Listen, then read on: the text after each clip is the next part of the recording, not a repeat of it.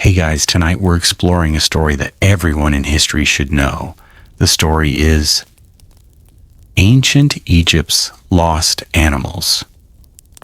Revealed. You get comfortable, take a moment, like the video, and subscribe. But only if you genuinely enjoy what I do here. And let me know in the comments where you're tuning in from and what time it is for you. It's always fascinating to see who's joining us from around the world. Now dim the lights, maybe turn on a fan for that soft background hum, and let's ease into tonight's journey together. Ancient Egypt's Lost Animals Revealed. Imagine the first gentle light of morning spreading across the Nile. The river is still quiet, its surface almost as smooth as polished stone. A cool breeze drifts over the water, carrying the scent of wet earth and tall reeds. Birds awaken one by one, their calls echoing softly across the marshes. Somewhere beyond the mist, an unseen creature steps into the shallow water, sending small circles across the calm surface. For a moment, everything feels timeless, as though the world has paused to welcome another peaceful day.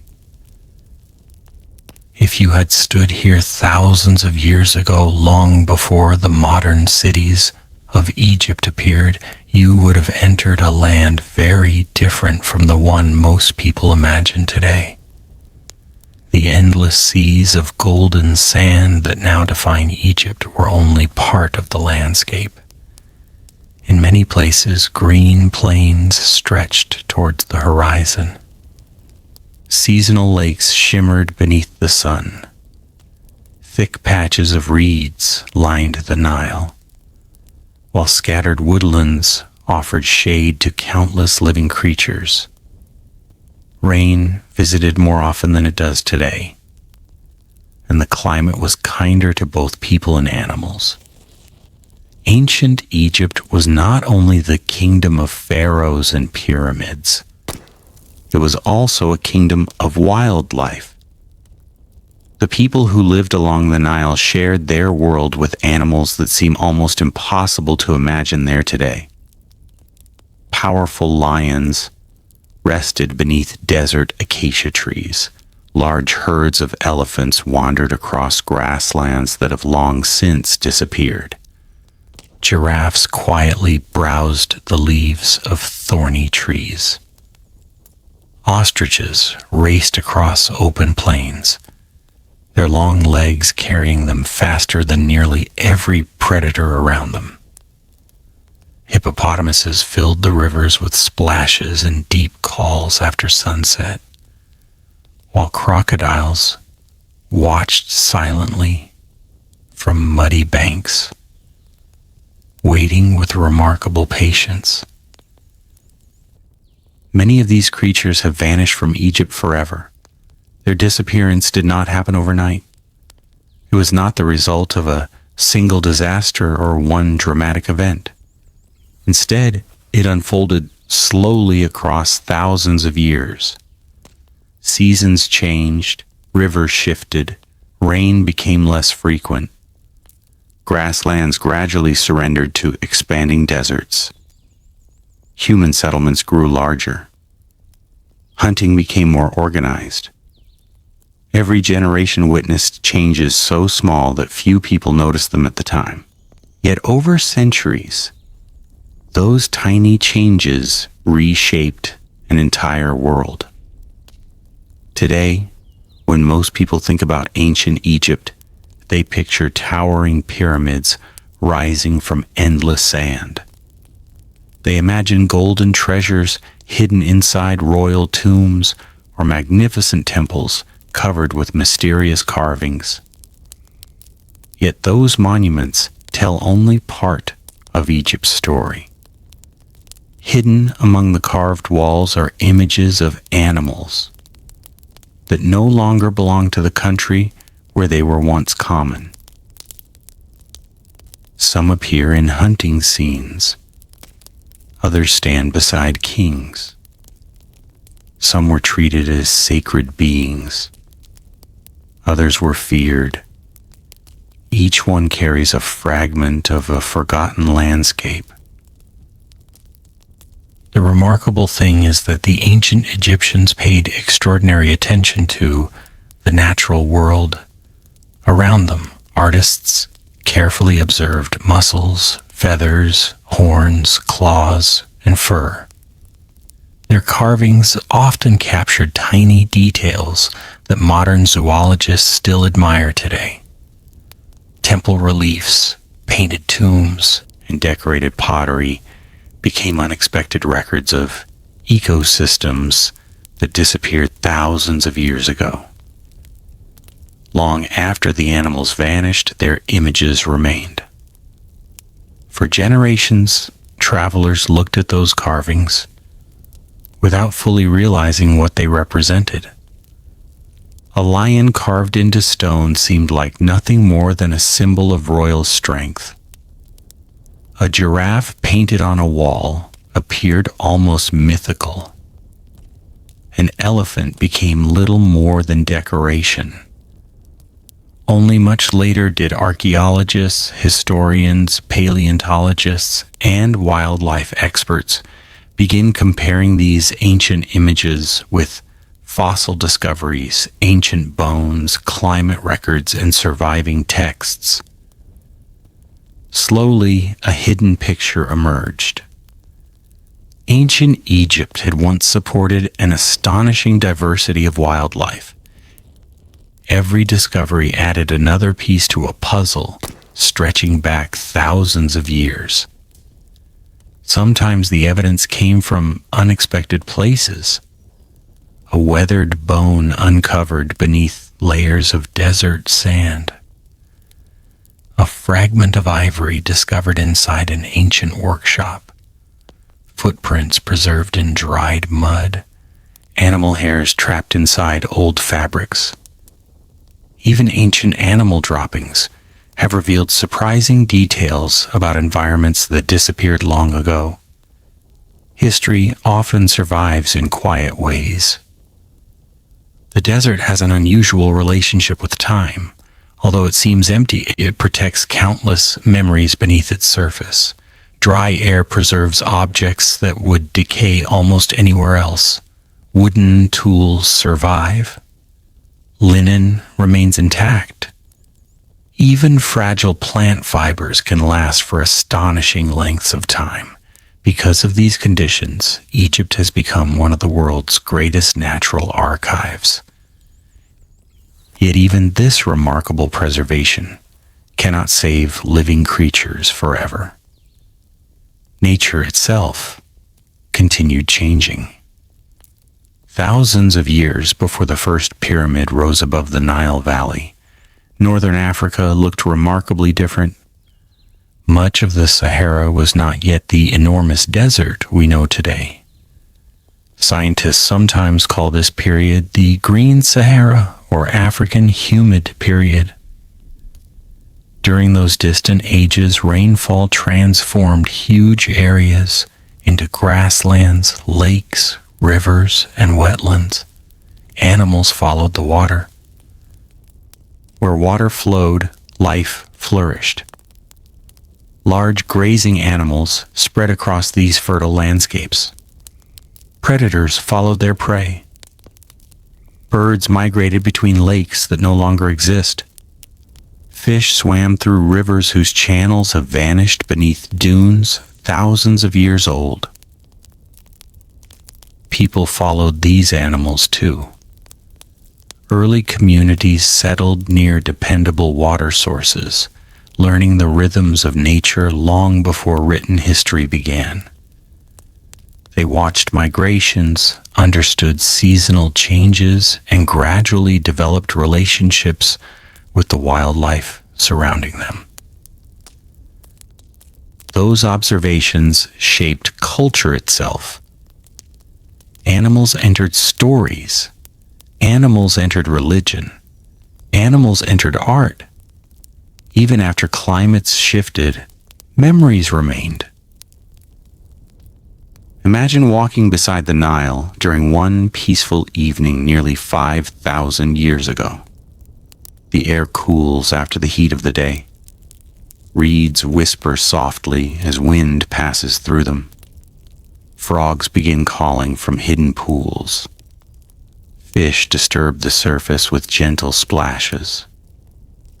Far across the water, the deep roar of a hippopotamus rolls through the darkness. Nearby, fishermen pause. They know that sound.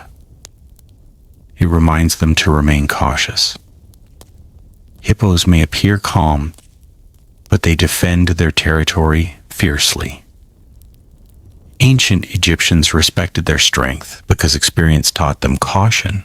Living beside nature required understanding its dangers as well as its beauty. Further away, a crocodile slides silently into deeper water. Almost nothing disturbs the surface. The river grows quiet once again. Everything feels balanced. This balance lasted for centuries, yet it was never permanent. Climate has always shaped Egypt's history more than any king ever could. Little by little, rainfall decreased. Lakes shrank. Vegetation retreated. Open grasslands became dry scrublands. Dry scrublands gradually became desert. Animals adapted whenever possible. Some shifted their ranges farther south, following dependable rainfall into Central Africa. Others moved toward higher elevations. A few survived in isolated pockets for centuries before disappearing entirely. Not every disappearance was caused by climate alone. Human civilization expanded at the same time. Villages became towns. Towns became cities. Fields expanded farther from the riverbanks. Livestock increased. Wild habitats became smaller. Hunters improved their weapons. Trade networks reached distant regions. Animals that once roamed freely encountered growing numbers of people. Sometimes they were hunted for meat, sometimes for hides, sometimes for ivory, sometimes because they threatened crops or livestock, sometimes simply because powerful rulers enjoyed demonstrating their courage by hunting dangerous animals. Royal hunting scenes became symbols of authority. A king defeating a lion represented more than physical strength. It symbolized the triumph of order over chaos. To ancient Egyptians, maintaining harmony was one of life's greatest responsibilities. Powerful wild animals often represented forces that challenged human order. Defeating them carried political and spiritual meaning beyond the hunt itself. Yet these same animals were often admired. The lion inspired courage. The falcon symbolized divine vision. The ibis represented wisdom. The crocodile became connected with powerful gods. The cat embodied protection. Few civilizations honored animals with such complexity. They were respected, feared, worshipped, hunted, protected, and carefully observed, all at the same time. Perhaps that is one reason their images survive in such extraordinary detail. Every carving feels like a quiet conversation between the ancient world and our own. When modern visitors enter Egyptian temples today, they often focus on towering columns or colorful hieroglyphs. But if they slow down and look carefully, another world begins revealing itself. Birds perch along painted marshes. Gazelles leap across carved hunting scenes. Monkeys climb trees. Dogs accompany hunters. Fish swim beneath boats. Even insects appear among delicate plants. The artists were not filling empty space. They were recording life as they knew it. Those ancient observations now help scientists reconstruct environments that vanished thousands of years ago. Every feather matters, every hoof matters, every horn matters, every careful brushstroke becomes evidence. Without realizing it, the artists preserved one of humanity's oldest wildlife documentaries. Not with moving pictures, but with stone, pigment, patience, and extraordinary attention to detail. As the centuries passed, many of these creatures slowly disappeared from Egypt itself. Their stories, however, remained behind, hidden inside tombs, hidden inside temples, hidden beneath sand, waiting for someone to notice. And perhaps tonight, as we quietly follow the Nile together, those forgotten voices are beginning to speak once more. Imagine that you're standing in the very place where the Sahara Desert stretches endlessly today. Warm wind carries fine grains of sand across silent dunes. The horizon seems empty, broken only by distant hills shimmering beneath the afternoon sun. It feels almost impossible to imagine this land as anything other than desert. Now allow the sand to disappear. Slowly, almost magically, the dunes begin to fade. Dry valleys fill with fresh water. Grass pushes through the earth. Acacia trees spread their branches across the open plains. Small rivers weave between gentle hills before joining larger lakes that sparkle beneath a bright African sky. The air becomes cooler. Clouds gather more often. Rain falls with comforting regularity, nourishing a landscape overflowing with life. This is not fantasy. It is one of the oldest chapters in Egypt's natural history. Thousands of years before the first pyramid rose beside the Nile, before hieroglyphs covered temple walls, and long before the names of famous pharaohs entered history, northern Africa looked remarkably different. Scientists have spent decades piecing together this forgotten world through fossil discoveries, ancient lake sediments, pollen preserved beneath the ground, cave paintings, and countless geological clues. Together, these quiet fragments reveal an Egypt that few people ever imagine. The desert was still there, but it was far smaller. Much of the region that is now covered by endless sand was once a vast network of grasslands, shallow lakes, seasonal rivers, wetlands, and scattered forests. The climate was shaped by stronger African monsoon rains that reached much farther north than they do today. Every rainy season renewed the land, allowing plants and animals to flourish across enormous distances. Water changed everything. Where there is water, there is life. Tiny insects appeared first, dancing above fresh pools that reflected the morning light. Frogs gathered among reeds, filling the evenings with gentle calls. Fish swam through newly formed channels, connecting one lake to another. Birds quickly discovered these rich wetlands, stopping during migrations or making them permanent homes. Soon larger creatures followed, each finding its own place within a growing web of life. Imagine looking across one of those ancient lakes just after sunrise. Mist floats quietly above the surface. Long-legged wading birds move through shallow water with remarkable patience. A family of ducks glides across the calm lake, while dragonflies flash like tiny jewels in the sunlight. Along the muddy shoreline, delicate hoofprints revealed that gazelles visited during the night. Further away, larger tracks tell another story. Heavy animals have passed this way. Their footprints sink deep into the moist earth.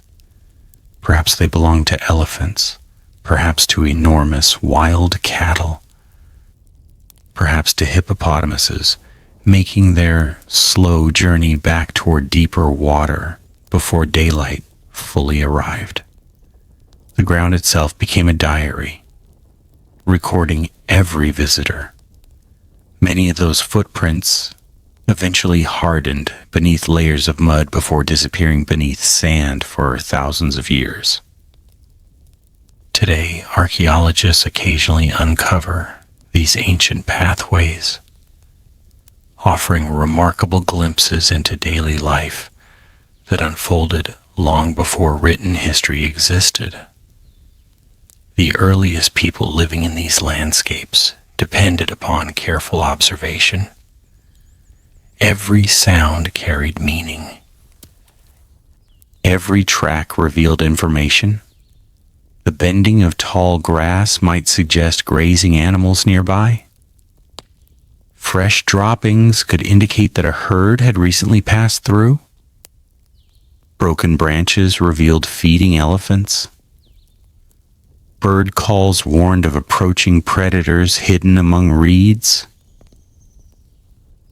Nature was not separate from daily life. Nature was daily life. These early communities learned to move with the seasons. During wetter months, lakes expanded, attracting enormous numbers of animals. During drier periods, many species gathered near dependable rivers and permanent water holes. Human groups adjusted their own movements accordingly, always following the rhythms of the living world surrounding them. Over countless generations, this close relationship shaped knowledge that was never written down, but carefully passed from parents to children. Where to find fresh water, which plants could be eaten, which animals were dangerous, which seasons brought migrating birds, which stars marked the coming rains. Every lesson helped people survive. As centuries passed, some communities began leaving behind remarkable works of art upon rock surfaces scattered throughout what is now the Sahara Desert. Today, these ancient rock paintings astonish researchers because they show scenes that seem completely out of place. There are swimmers, there are cattle, there are giraffes, there are elephants, there are antelopes, there are hippopotamuses, there are even crocodiles. At first glance, such images seem impossible. Why would anyone paint swimming people in one of the driest places on earth? The answer is beautifully simple. When those artists lived there, it was not a desert. Their paintings became messages carried across thousands of years, quietly reminding future generations that climates can change dramatically. The rocks remembered what the land itself had almost forgotten. Imagine sitting beside one of those ancient artists as evening approaches. The day's heat begins fading. Children laugh beside the water. Nearby women prepare food, while hunters return carrying fish and small game. Smoke rises gently toward a sky filled with countless stars. The artist crushes colorful minerals into fine powder. With careful hands, they begin painting animals they know well, not mythical creatures, but familiar neighbors seen almost every day. They paint long horns with remarkable accuracy. They capture the curve of a giraffe's neck they carefully shape the rounded body of a hippopotamus. Perhaps they never imagined that thousands of years later, these simple paintings would become priceless scientific evidence. To them, they were simply recording life. As modern researchers compare these paintings with fossil discoveries, a remarkable consistency appears. Different forms of evidence tell the same story. Ancient Egypt once supported ecosystems far richer than those surviving today. The lakes themselves became extraordinary centers of biodiversity. Fish multiplied in warm waters rich with aquatic plants. Turtles rested upon muddy banks. Crocodiles silently patrolled channels, connecting one wetland to another. Water birds nested among reeds that stretched farther than the eye could see. Papyrus flourished in many regions, creating dense green walls where countless smaller creatures found shelter. Large herbivores gathered nearby. Gazelles grazed on fresh grasses. Antelopes browsed low shrubs. Wild cattle moved together in protective herds. Elephants slowly crossed open plains, shaping the landscape as they fed. Every bite they took influenced the growth of plants around them. Even fallen trees became homes for insects, reptiles, and birds. Nature worked as one enormous connected system. Predators completed the balance. Lions watched patiently from shaded ground. Leopards slipped almost invisibly through thicker vegetation. Hyenas searched for opportunity beneath the cover of darkness. Wild dogs cooperated with astonishing intelligence while hunting together. None of these animals existed in isolation. Every life depended upon countless others. If one species declined, many others eventually felt the consequences. This delicate balance continued for thousands of years. Yet beneath its apparent stability, change had already begun. Climate never remains completely still. Tiny shifts in Earth's orbit gradually altered the strength of seasonal monsoon rains. These changes unfolded so slowly that no single generation could fully recognize them. Year after year, rainfall became just a little less reliable. One lake remained full. Another became slightly smaller. A river flowed for fewer weeks each year. Grass recovered more slowly after the dry season. The differences seemed almost insignificant. But centuries have extraordinary patience. Small changes repeated endlessly eventually transform entire continents. Animals noticed long before humans fully understood what was happening. Bird migrations adjusted. Elephants traveled farther between dependable water sources. Antelope herds altered ancient routes, followed for generations. Some species gradually expanded southward where rainfall remained more dependable. Others adapted as best they could. A few simply disappeared from certain regions forever. Imagine standing beside one of those shrinking lakes. The waterline has retreated several steps since childhood. Trees that once stood beside the shore now overlook cracked earth. Fish remain but fewer than before. Water birds gather more tightly around the deepest pools. Herds arrive earlier in the morning because there are fewer places left to drink. Nothing appears catastrophic. Nothing dramatic occurs. Life continues. Yet every season quietly removes another small piece from a once abundant world. Early people adapted with remarkable resilience. Some followed dependable rivers. Others settled closer to the Nile, whose annual floods still brought life, even as surrounding regions became increasingly dry. The Nile itself became something extraordinary, while much of northern Africa slowly lost water. This great river continued carrying rainfall from distant Central African highlands far to the south. Every year it renewed fertile soil along its banks, creating one of history's greatest natural lifelines. Civilization would eventually grow beside those waters, yet the memory of greener landscapes never completely disappeared. Animals that once roamed freely across wide grasslands gradually became concentrated along the Nile Valley. There, people encountered them more frequently than ever before. Hunters observed them closely. Artists painted them carefully. Priests connected some with powerful deities. Rulers hunted others to display courage and authority.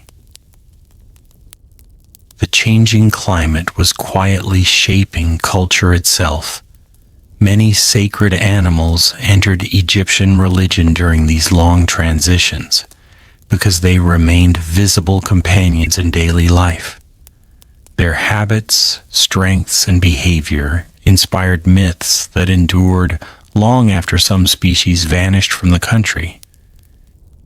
In this way, nature left fingerprints upon civilization. The temples that future generations would build were influenced not only by kings and gods, but also by birds crossing marshes, crocodiles basking beneath warm sunlight, falcons circling high above cliffs, and lions watching silently from distant grasslands. Every civilization begins with its environment. Ancient Egypt was no exception. Before there were pyramids, there were lakes. Before there were temples, there were forests. Before there were pharaohs, there were giant herds crossing fertile plains beneath open African skies. That forgotten world may have vanished, but its echoes remain hidden beneath the desert, waiting patiently for anyone willing to listen. Imagine the cool hours just before sunrise, when the ancient grasslands of northern Africa rested beneath a pale blue sky. The air carried the fresh scent of damp earth after seasonal rains. Mist drifted gently across quiet lakes, softening the distant outlines of scattered acacia trees. Birds stirred among the branches, and somewhere far across the plain came a sound unlike any other. A deep, gentle rumble that seemed to travel through the ground itself. A great herd was approaching. At first, only their shadows appeared through the morning mist. Then enormous shapes slowly emerged, moving with calm confidence across the open land. One after another, they stepped into the growing light, their massive feet pressing softly into the damp earth. Adults walked together while smaller calves remained safely between them. Their trunks reached toward fresh grasses, pulling up mouthfuls with remarkable precision before continuing onward. These were elephants, not visitors, not rare wanderers, but familiar residents of a landscape that has almost vanished from memory. Today it feels impossible to picture elephants walking across lands that are now covered by endless dunes. Yet thousands of years ago, they were an ordinary part of Egypt's natural world. Their presence shaped the environment itself, influencing forests, grasslands, rivers, and every creature living beside them. An elephant changes the land simply by living. As a herd moves, branches bend beneath powerful trunks. Leaves disappear from tall trees that smaller animals cannot reach. Fruits fall to the ground, feeding birds, monkeys, rodents, and insects. Seeds pass unharmed through the elephant's digestive systems before being deposited many miles away, wrapped in natural fertilizer that helps new plants grow. Without realizing it, elephants become gardeners. Every journey plants tomorrow's forests. Their heavy footsteps open narrow paths through dense vegetation. Those same paths are later used by antelope, wild cattle, smaller mammals, and eventually even people. Water holes, deepened beneath elephant feet, remain useful long after the herd has moved on. During dry seasons, elephants sometimes dig into dry riverbeds, searching for hidden groundwater. Smaller animals often drink from these shallow wells after the giants continue their journey. Life follows elephants. The ancient people living beside these great animals certainly understood their enormous size, but they also observed something equally remarkable. Elephants were peaceful. Most of the time they preferred quiet movement over conflict. Mothers cared patiently for their young. Older females guided entire family groups across familiar landscapes, remembered over generations. Calves learned migration routes simply by walking beside experienced adults, following paths that may have existed for centuries. Knowledge traveled without words. Each generation inherited the memory of water. Imagine watching one of these herds during late afternoon. The day's heat begins fading. Long shadows stretch across golden grass, while gentle breezes ripple through reeds beside a shallow lake. The herd slows near the water's edge. Adults pause carefully before entering, scanning the surroundings with sensitive trunks raised high. One calf cannot wait. It rushes forward awkwardly, splashing into the cool water with playful enthusiasm. Another quickly follows. Soon several young elephants are spraying one another, chasing birds into the air as great fountains of water sparkle beneath the lowering sun. Nearby, older elephants continue drinking peacefully. Their enormous ears move slowly back and forth, helping cool bodies warmed by the afternoon heat. Everything feels calm. Everything feels ancient. Scenes like this unfolded across northern Africa long before the first cities rose beside the Nile. Yet even then, change was already beginning. The great grasslands depended upon seasonal rainfall. When rains arrived reliably, food remained abundant across vast distances. But as centuries passed, the climate slowly shifted. Rain clouds no longer reached as far north each year. Some lakes remained full while others shrank. Grass grew shorter. Trees became more widely scattered. The elephants noticed before anyone else. A herd that once found fresh grazing nearby now needed to travel farther. Old migration routes became less dependable. Water holes that had served generations gradually disappeared. The oldest females carried remarkable memories of distant rivers and hidden springs, leading their families toward places where water still remained.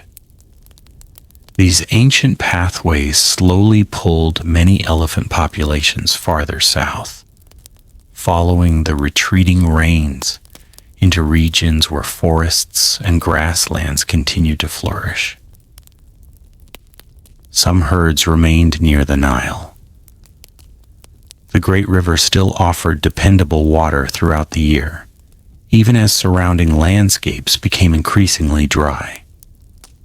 Along its broad floodplains, elephants found fresh vegetation nourished by annual floods.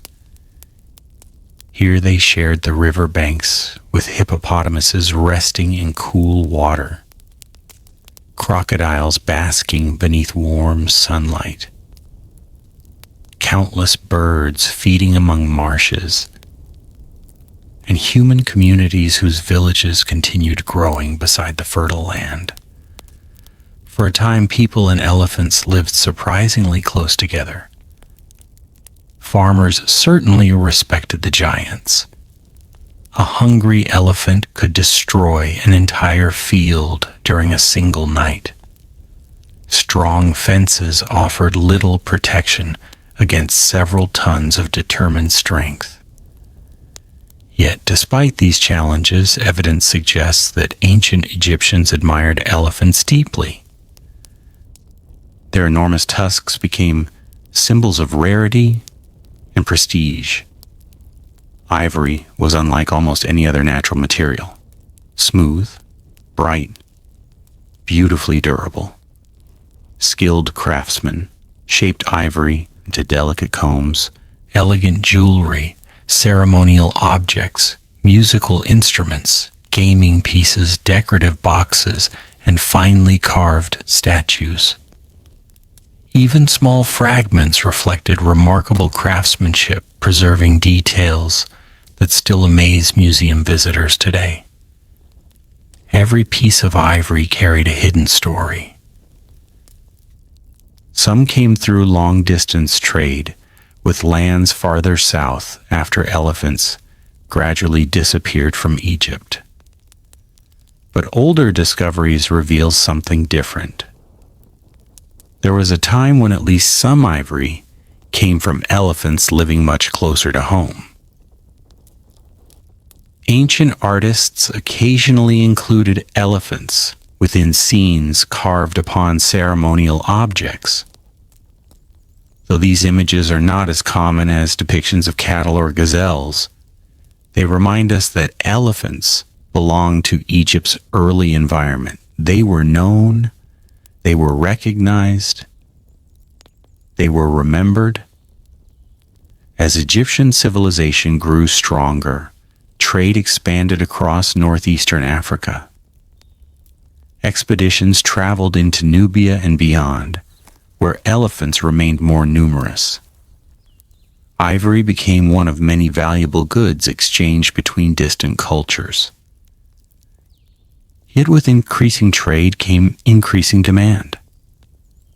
The value of ivory encouraged more hunting. Not every elephant died for food. Some died because their tusks were worth carrying across hundreds of miles. Generation after generation, elephant numbers slowly declined. Climate continued reducing available habitat. Human populations continued expanding. Together, these pressures became overwhelming. Imagine one final family of elephants walking quietly along the Nile. The oldest female pauses beside a familiar grove of trees. She remembers this place from years before, when the forest stretched much farther across the valley. Now open ground replaces many of those trees. She continues onward. The younger elephants know only the world they have inherited. They cannot remember greener seasons. They simply follow their mother. The river still flows. Birds still sing. Life continues. But each year the journey grows longer. Eventually, one generation leaves Egypt altogether. Their descendants will continue living far to the south, never returning to the lands their ancestors once crossed so freely. The silence they leave behind is almost impossible to measure. Without elephants, forests regenerate differently. Grasslands change. Animal pathways disappear. Certain seeds spread less effectively. Entire ecosystems quietly adjust to the absence of one enormous species. The landscape itself becomes different. Centuries pass. Kings build pyramids. Temples rise beside the Nile. Dynasties flourish and fade. Most people no longer expect to see elephants wandering northern Egypt. They become creatures of memory, of trade, of distant lands, of stories told by travelers. Yet traces remain, fragments of ivory, ancient carvings, fossil bones hidden beneath forgotten layers of earth. Each discovery gently reminds us that history is far older than civilization alone. Before pharaohs ruled Egypt, elephants helped shape the land itself. Their footsteps disappeared long ago beneath drifting sand. But if we listen carefully, perhaps we can still imagine the quiet rumble of an ancient herd moving peacefully across a green world that has almost slipped beyond memory. Imagine the first rays of sunlight reaching across the endless plains of ancient Egypt. The cool air of dawn still lingers, carrying the scent of damp grass left behind by the night's gentle dew. Birds greet the morning from scattered acacia trees, while herds of gazelles quietly graze beneath the growing light. The land feels peaceful, alive with movement that seems to flow as naturally as the Nile itself. Then above the sea of tall grass, something extraordinary appears. Long before the rest of its body can be seen, a graceful neck rises above the golden plain. Slowly another follows, then another. One by one, a small herd emerges from the morning mist, walking with a calm elegance unlike any other animal. These are giraffes, not visitors from distant lands, not exotic gifts brought to Egypt by foreign traders. They belong here. Thousands of years ago, giraffes wandered across landscapes that stretched far beyond the fertile banks of the Nile. In those distant days, northern Africa offered enough trees, fresh vegetation, and dependable rainfall to support these gentle giants. They moved quietly across open woodland and grassy plains, browsing leaves that no other local herbivore could easily reach. A giraffe feeds in silence. Its long, dark tongue curls carefully around thorn-covered branches, stripping away tender leaves while avoiding the sharpest spines. Even the tallest acacia trees become easy meals. As one branch is emptied, the animal simply takes another slow step forward. Hours pass. The herd continues feeding. There is no hurry. Everything about a giraffe seems designed for patience. Its enormous height offers more than food. From high above the grasslands, danger becomes easier to notice. A lion resting beneath distant shrubs, a group of hyenas moving through the shadows, dust rising from approaching animals several miles away. Long before other creatures become aware of trouble, the giraffe has already seen it. Its eyes quietly watch the horizon. Many other animals benefit from this silent vigilance. Antelope often graze near giraffes, trusting their remarkable ability to detect predators from great distances. Birds perch upon their backs, feeding on insects hidden among short fur. Oxpeckers carefully search the animal's skin, removing parasites while finding an easy meal for themselves. Nature rarely works alone. Every creature supports another in ways that often go unnoticed. Imagine standing beneath one of these towering animals. Its gentle eyes observe you with quiet curiosity. Long eyelashes protect them from blowing dust and thorny branches. The patterned coat catches the early sunlight, each patch unique, no two exactly alike. A soft breeze stirs its tail while nearby calves remain close to their mothers. The young are surprisingly curious. Everything around them invites exploration. One calf stretches awkwardly toward fresh leaves far above its reach. Another cautiously approaches a small flock of birds feeding among the grass before suddenly jumping backward in playful surprise as they burst into the sky. Their mothers remain calm. They have watched countless mornings like this.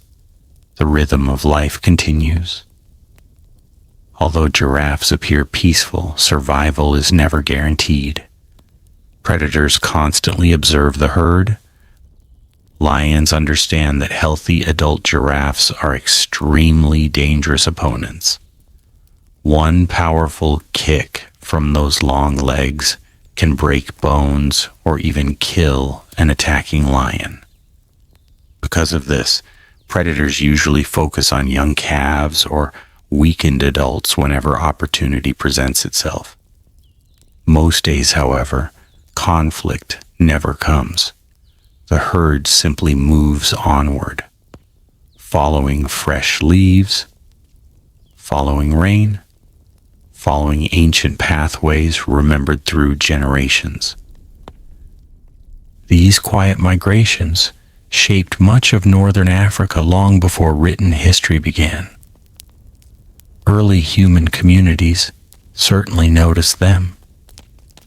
Few animals could inspire wonders quite like a giraffe. Its extraordinary appearance seemed almost dreamlike. Its graceful movements contrasted with its enormous size. Children probably watched them disappear beyond distant trees, while adults quietly admired creatures unlike any other living nearby. As Egyptian civilization slowly emerged beside the Nile, giraffes remain part of the surrounding world. Ancient artists captured their distinctive appearance with remarkable accuracy. Long necks curved elegantly across carved stone and painted walls.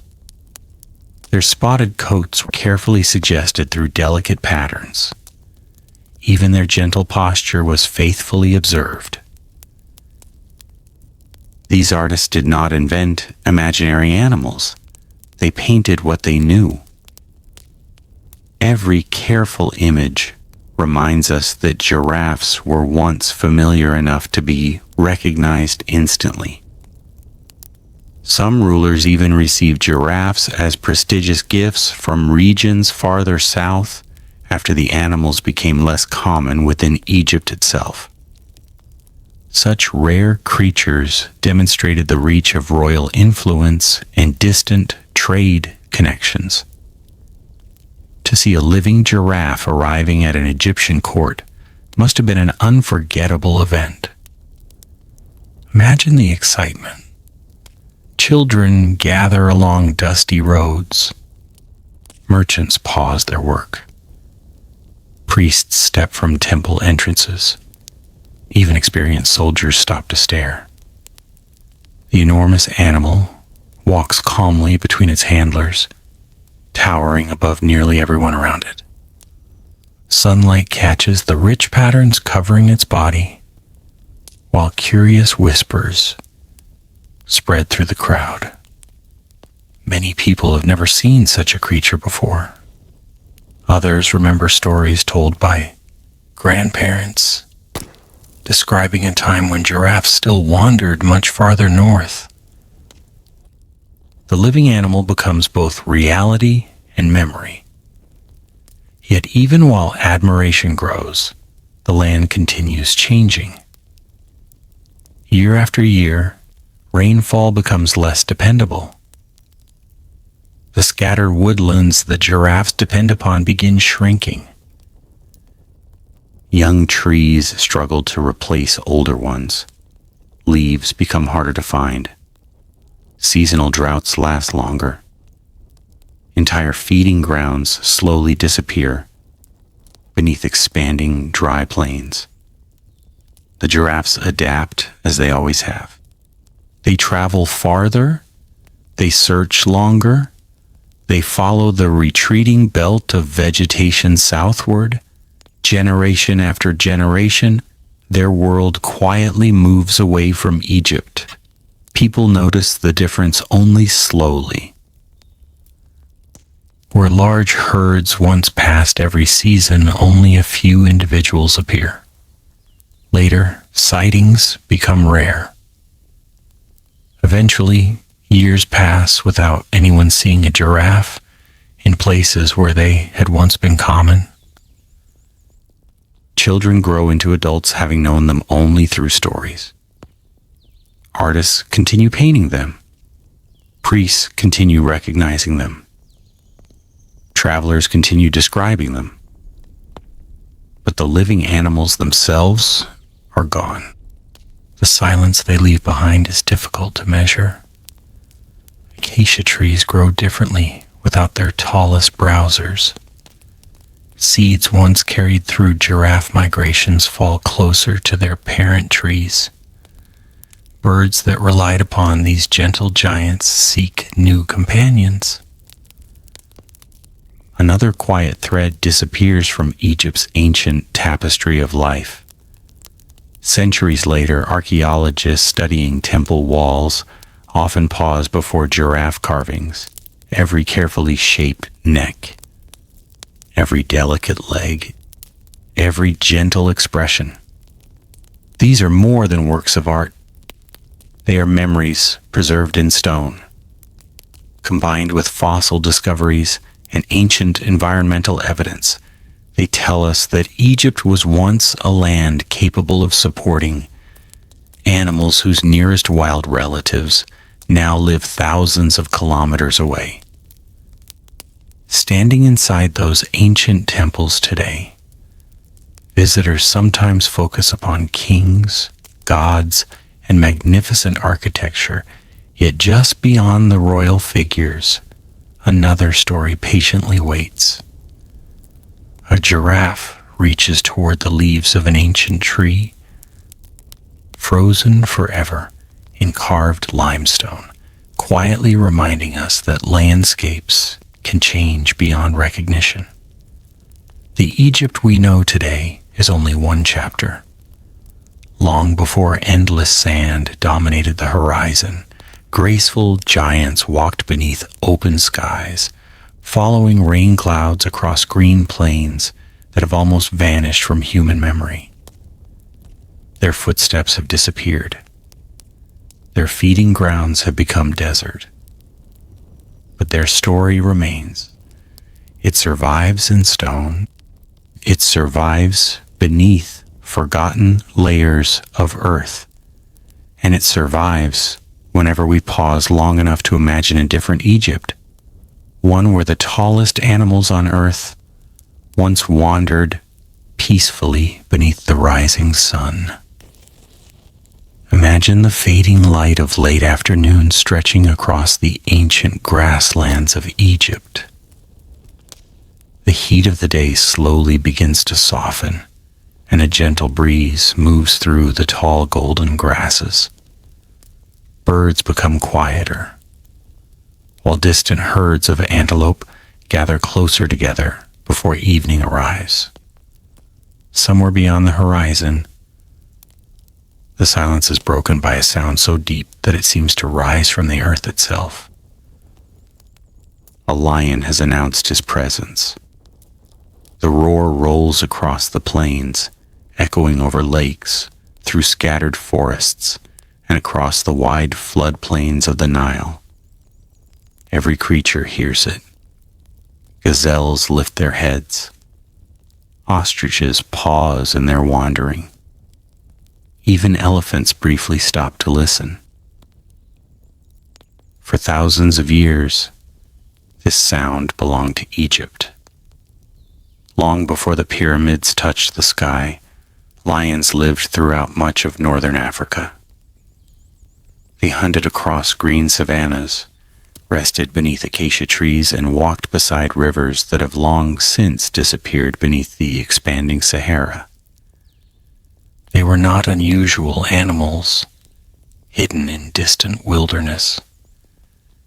They were among the most respected and feared creatures in the ancient Egyptian landscape. Yet the lions of ancient Egypt were different from the popular image many people hold today.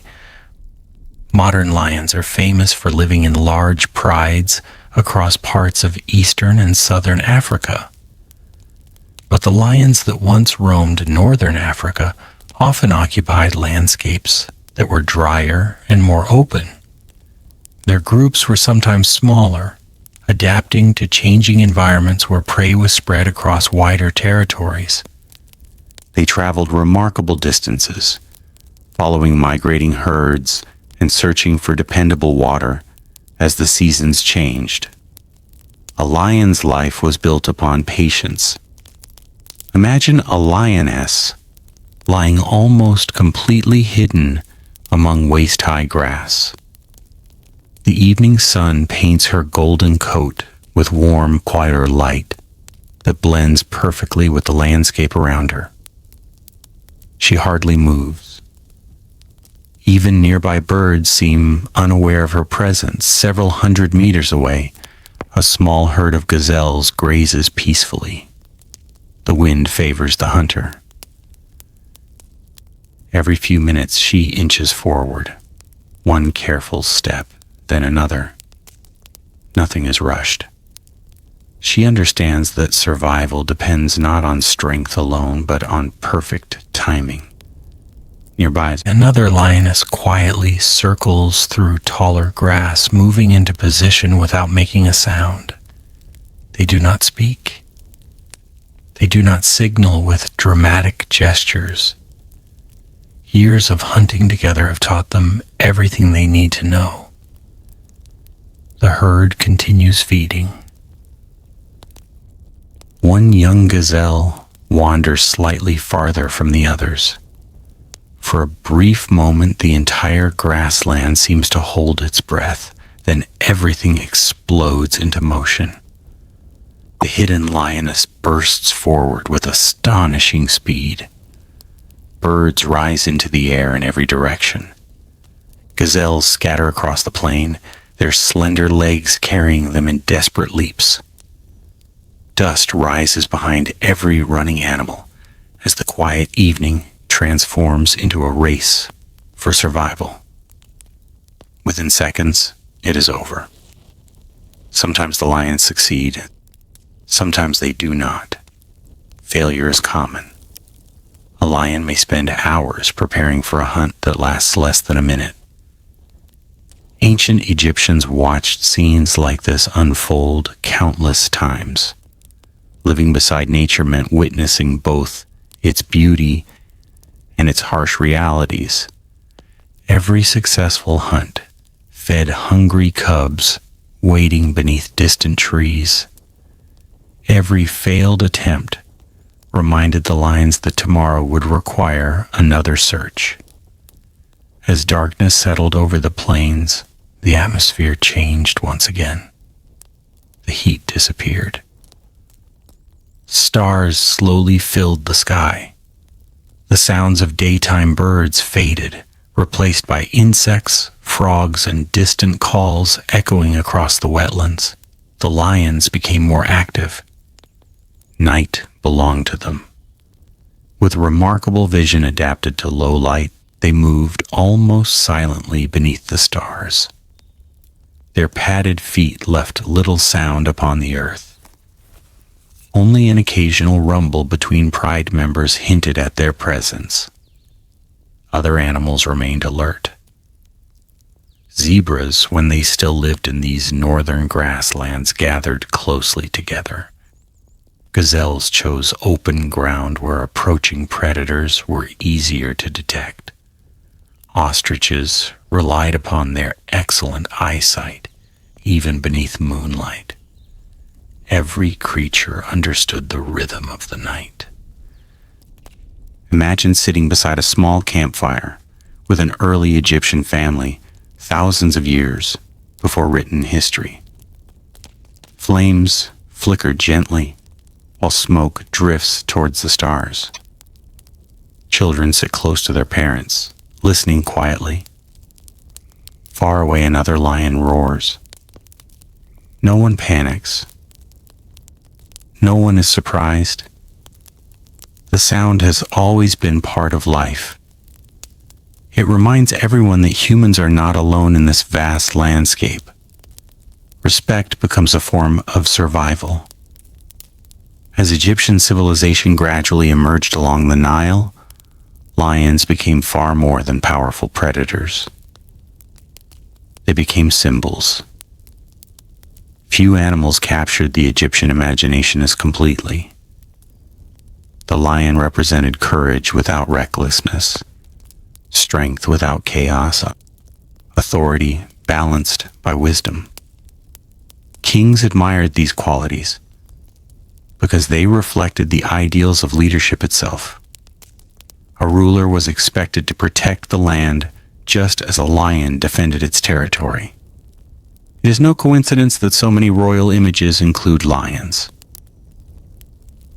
Temple walls show pharaohs hunting them.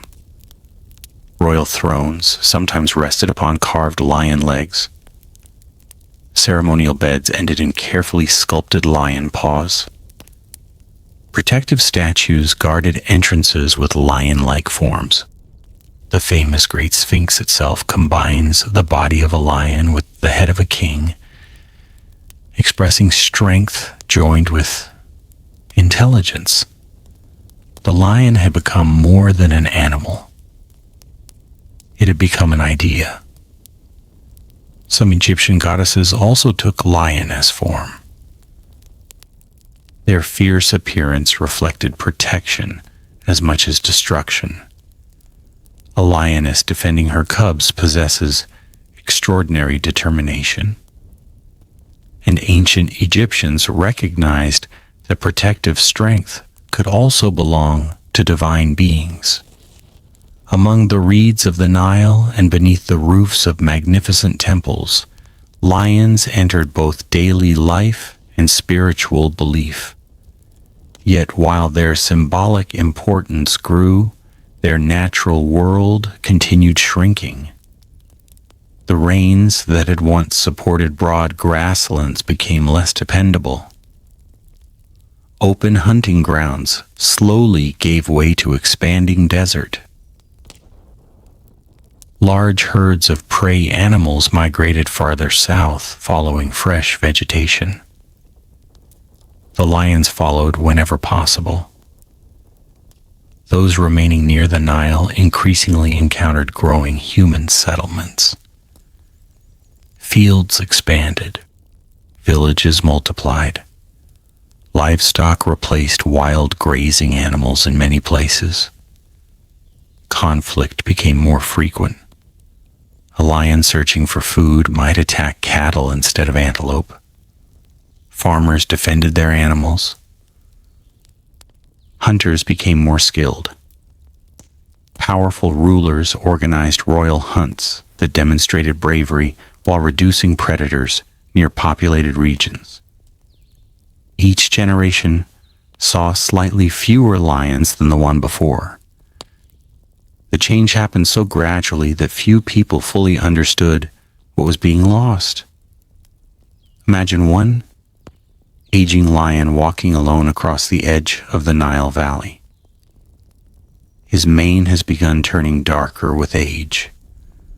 Scars cross his shoulders, each one telling the story of another hunt, another rival, another season survived.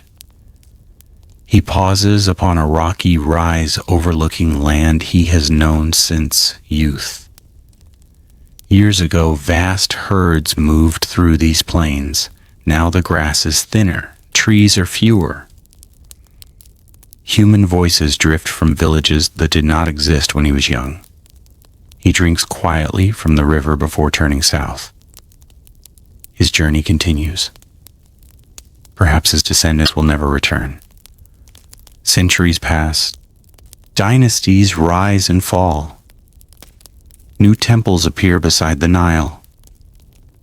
Foreign armies arrive and depart. The lions become increasingly rare. Eventually, they survive only in the southern reaches of the Nile Valley before disappearing from Egypt altogether. The silence they leave behind cannot be carved into stone, yet their memory survives everywhere, in temple reliefs, on royal thrones, in ancient jewelry, in carefully sculpted statues standing watch for thousands of years.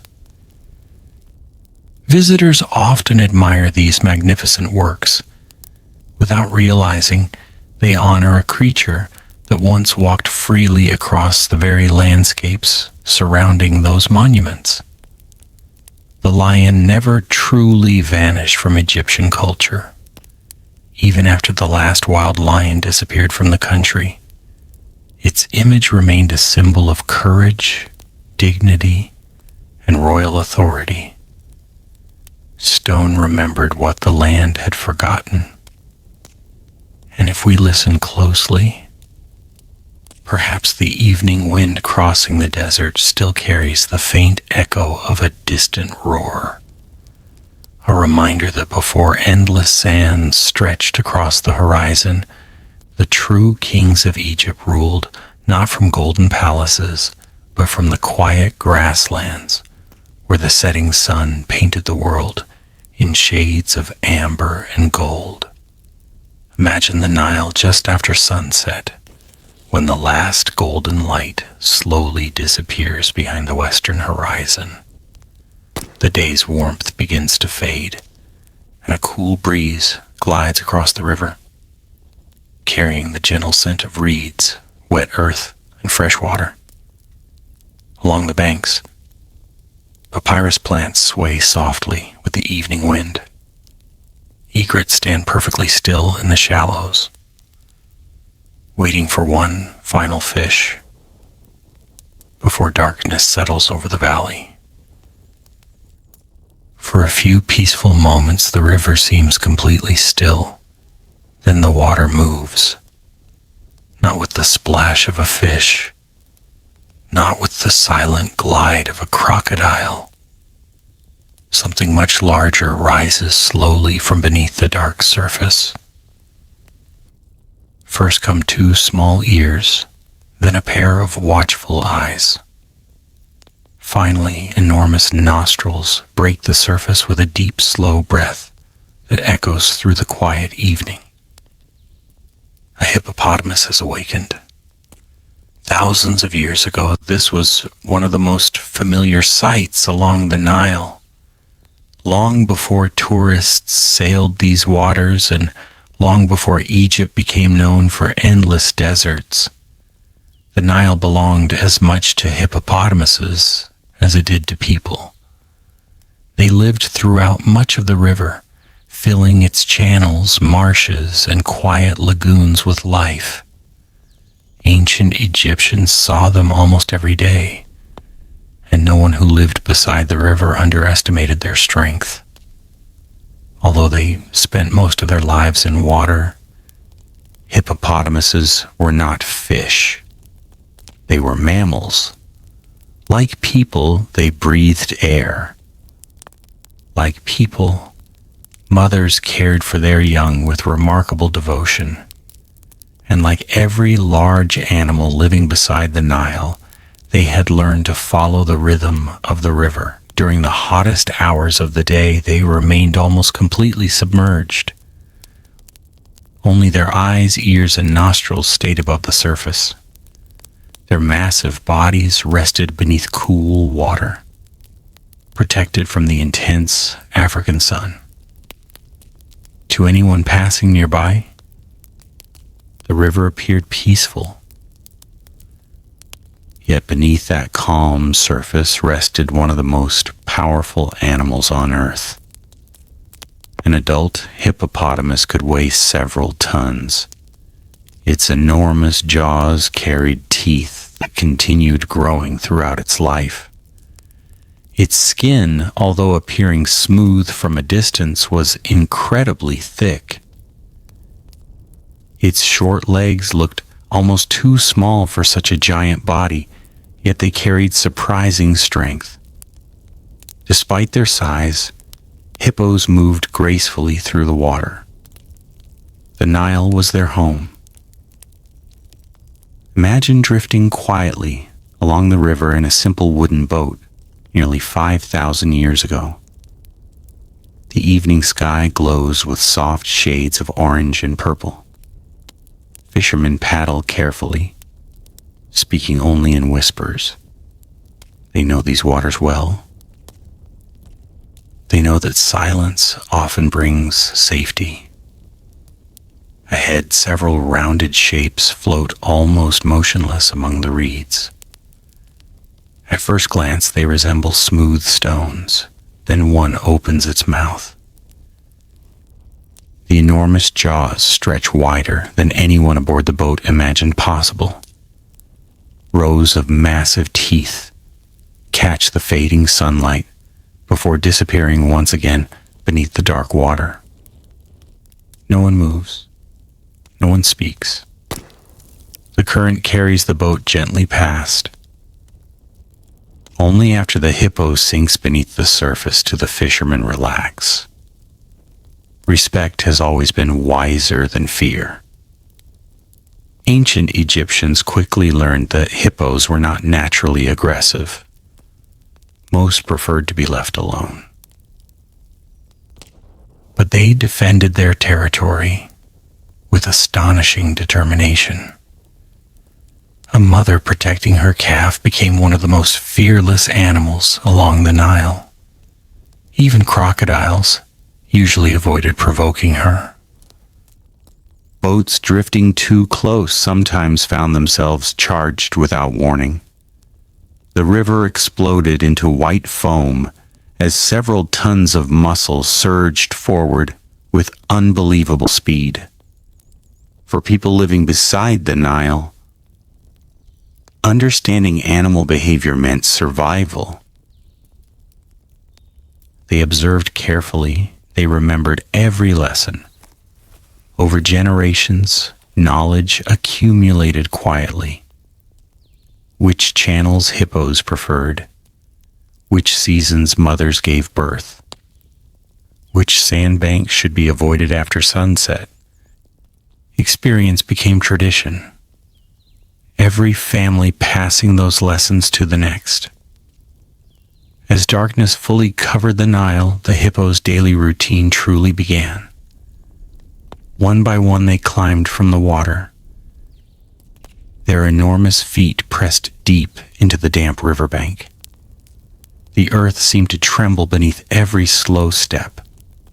They moved without hurry, following familiar paths, leading toward rich grazing grounds. It surprises many people to learn that hippos eat grass. Despite their enormous size, they were peaceful grazers. Hour after hour, they wandered across floodplains, quietly feeding beneath moonlight. A single night might carry them several kilometers from the river before dawn gently called them back toward the water. Imagine standing quietly beneath a sky overflowing with stars. The moon casts silver light across open grasslands. Nearby, A family of hippos grazes peacefully. Calves remain close beside their mothers. Older bulls occasionally lift their heads, listening to distant sounds carried by the wind. The only noises are soft chewing, insects singing among reeds, and the gentle whisper of grass moving beneath the night breeze. Everything feels calm. Yet even this peaceful scene plays an important role within nature. As hippos graze, they trim grasses that might otherwise become overgrown. Seeds cling to their bodies before falling elsewhere. Nutrients carried between land and water enrich both environments. Even the paths they create become useful to smaller animals searching for easy routes between river and grazing grounds. The Nile was not simply home to hippos. Hippos helped shape the Nile. Without realizing it, they became engineers of the ecosystem. Their movements influenced countless other forms of life. Fish benefited from changing water conditions. Birds found feeding opportunities where hippos disturbed riverbeds. Insects multiplied around fresh vegetation growing along frequently used pathways. Everything remained connected. Ancient Egyptians watched these rhythms unfold every year. Their artists captured hippos with remarkable accuracy. Inside royal tombs, colorful scenes often show them surrounded by papyrus reeds, birds, fish, and lotus flowers. These paintings were more than decoration. They preserved moments from everyday life. Each brushstroke quietly recorded an ecosystem that once flourished along the Nile. Some paintings even show dramatic hippo hunts. To modernize, these scenes may seem adventurous. For ancient Egyptians, however, they carried deeper meanings. The hippopotamus represented immense natural power. Sometimes that power symbolized fertility and abundance.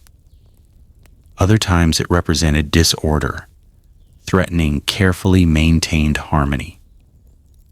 Egyptian religion often embraced both sides of nature. A creature could inspire admiration and caution at the same time. No animal demonstrated this balance more clearly than the hippopotamus. One of Egypt's most fascinating goddesses, Taweret, combined the form of a pregnant female hippopotamus with features of other animals. She became a protector of mothers, infants, and childbirth. Her unusual appearance reflected something people had long observed in nature. A mother hippo defended her calf with unmatched determination. That fierce protection became a symbol of life itself. Families placed images of Taweret inside homes, hoping for safety and healthy children. Thus, one of the river's most dangerous animals also became one of its most comforting guardians. Few civilizations understood the complexity of nature so well. As centuries passed, however, the river itself began changing. Human settlements expanded steadily along the Nile. Fields stretched farther across fertile floodplains. Canals redirected water into growing farms. The quiet marshes where hippos once rested became increasingly occupied. Wild grazing grounds slowly disappeared beneath cultivated land. At the same time, people hunted hippos more frequently. Some hunted for protection. Others hunted for food. Still, others saw successful hunts as demonstrations of courage and authority. Climate changes added further pressure. Although the Nile continued flowing, surrounding wetlands gradually became smaller. Suitable habitat shrank. The ancient balance between people and hippos became increasingly difficult to maintain. Generation after generation, their numbers slowly declined. The change was almost invisible. One village noticed fewer tracks along the riverbank. Another remembered hearing fewer calls during the night. Children grew up knowing only stories their grandparents told about enormous herds that once filled nearby waters. Imagine one old fisherman sitting beside the Nile near the end of his life. The stars reflect softly upon the quiet river. He remembers his childhood.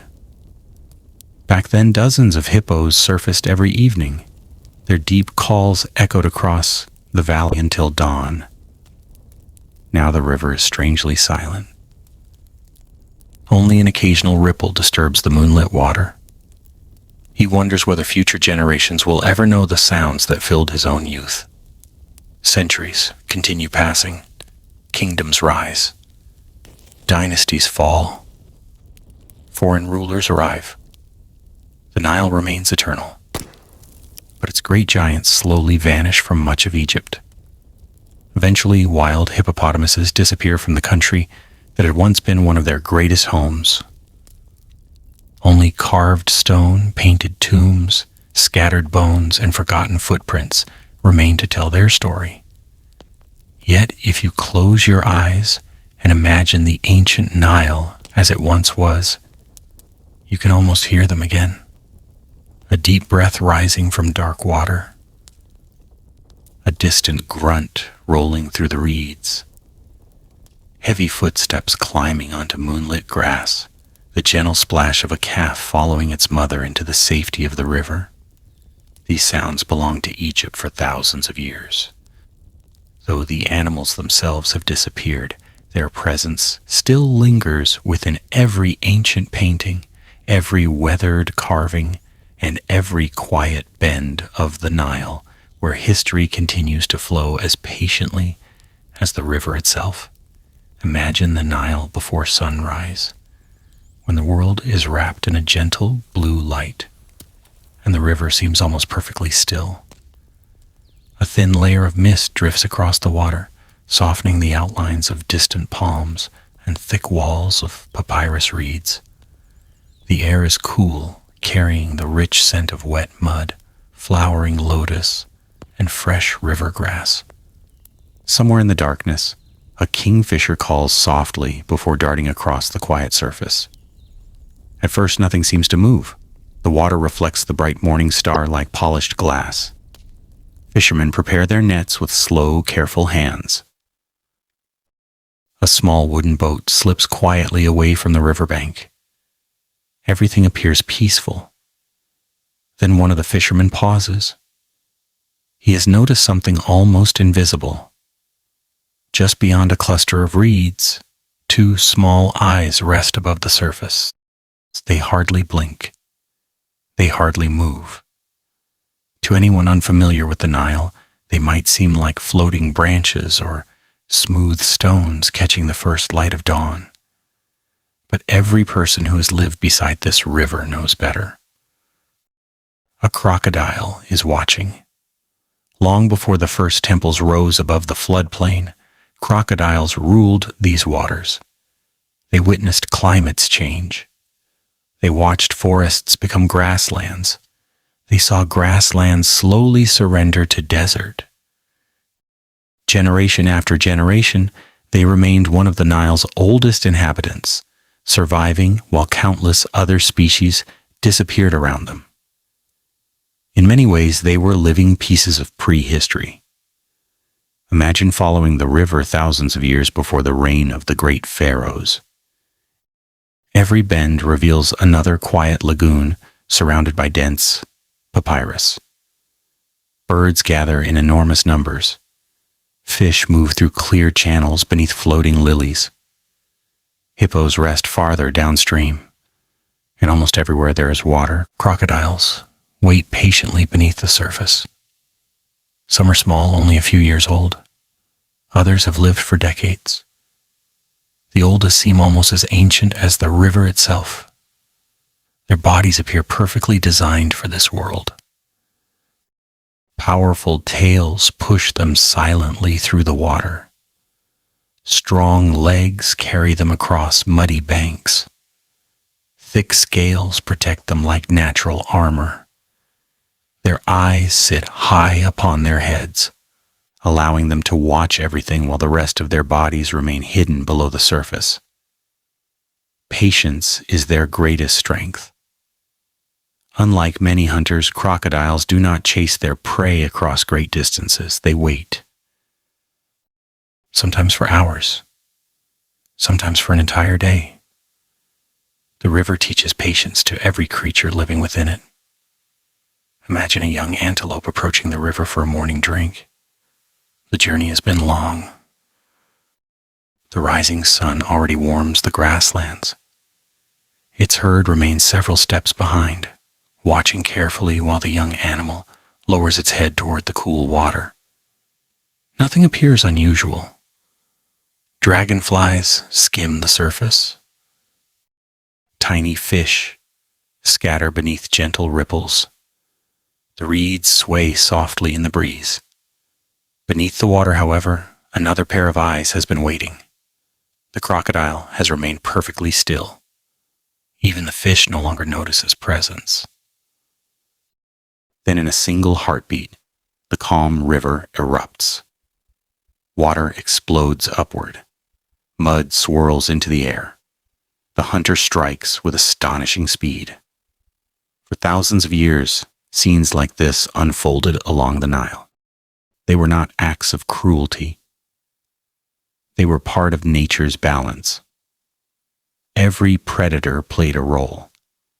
Every prey animal helped sustain another life. Ancient Egyptians understood this balance perhaps better than any civilization that followed. Living beside the Nile meant accepting that the river gave life while demanding respect. It offered fertile soil.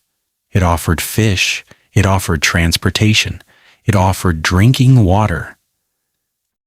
Yet hidden beneath its gentle surface lived creatures powerful enough to remind everyone that nature could never be fully controlled. Children learned these lessons early. Parents warned them not to wander alone near certain stretches of water. Fishermen recognized places where crocodiles preferred to rest. Boat builders designed stronger vessels. Experience slowly became tradition. Knowledge protected lives. Imagine an elderly fisherman teaching his grandson. They stand together beside a quiet bend in the river.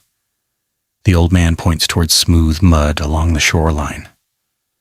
Large clawed footprints lead from the water into nearby reeds. He kneels beside them.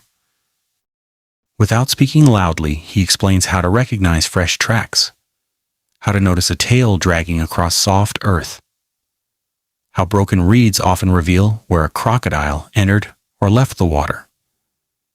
The boy listens carefully. These lessons matter. Tomorrow he will return to the river. One day he will teach someone else. Generation after generation, wisdom travels as steadily as the Nile itself. The crocodile's life followed rhythms almost as ancient as the river. During cool mornings, many basked upon sandy banks, absorbing warmth from the rising sun.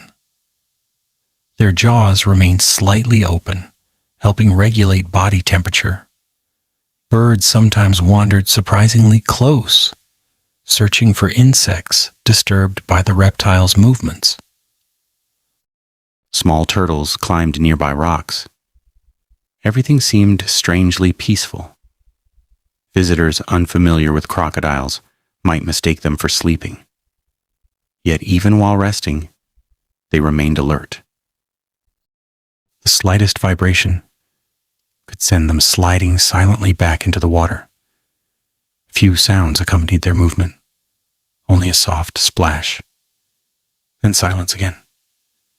Their ability to disappear fascinated ancient observers. One moment they rested in plain sight, the next they had vanished beneath the river. Perhaps this mysterious behavior explains why crocodiles became so deeply connected with Egyptian religion. Among the most respected deities was Sobek, the crocodile god. To many people, Sobek represented strength, fertility, protection, and the life-giving power of the Nile itself. Temples dedicated to him stood beside rivers and lakes where living crocodiles were cared for with remarkable devotion. Some wore decorative jewelry. Some received carefully prepared food. Priests treated them with reverence, believing these animals reflected divine presence upon earth. To modern eyes, this may seem unusual, but for ancient Egyptians, it felt completely natural. How could anyone fail to respect an animal that had survived since the oldest memories of the land itself? Imagine entering one of Sobek's temples during a peaceful afternoon. The air is cool inside thick stone walls. Incense drifts gently upward. Sunlight filters through tall columns. Somewhere within a shaded pool rests a sacred crocodile. People approach quietly. Offerings are placed with great care. Children watch with wide eyes, not out of fear alone, but with genuine wonder. The animal seems ancient beyond imagination. Its slow breathing fills the quiet courtyard. Outside, the Nile continues flowing exactly as it has for countless generations. Nature and belief exist together. One strengthens the other.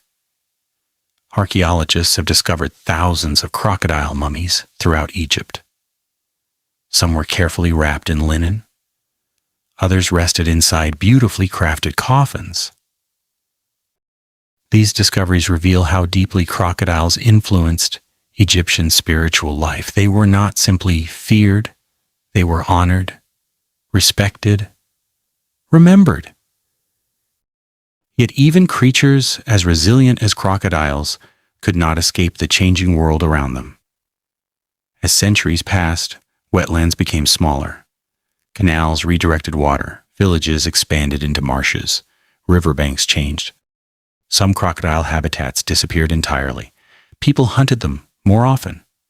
Conflict increased wherever humans and crocodiles shared shrinking spaces. The great reptiles gradually retreated toward regions where disturbance remained less frequent. Their disappearance happened slowly.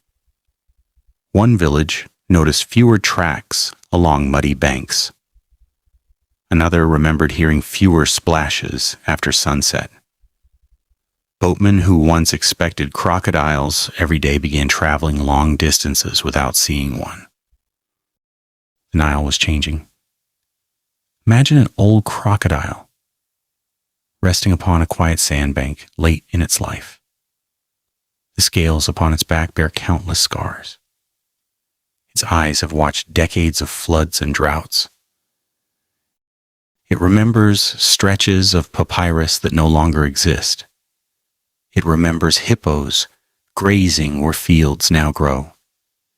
It remembers birds nesting in reeds replaced by villages. Without understanding history as humans do, it has witnessed history all the same. The sun warms its ancient body one final time before it slips silently into the river. The ripples spread outward, then disappear. Centuries continue passing. Empires rise, empires fall.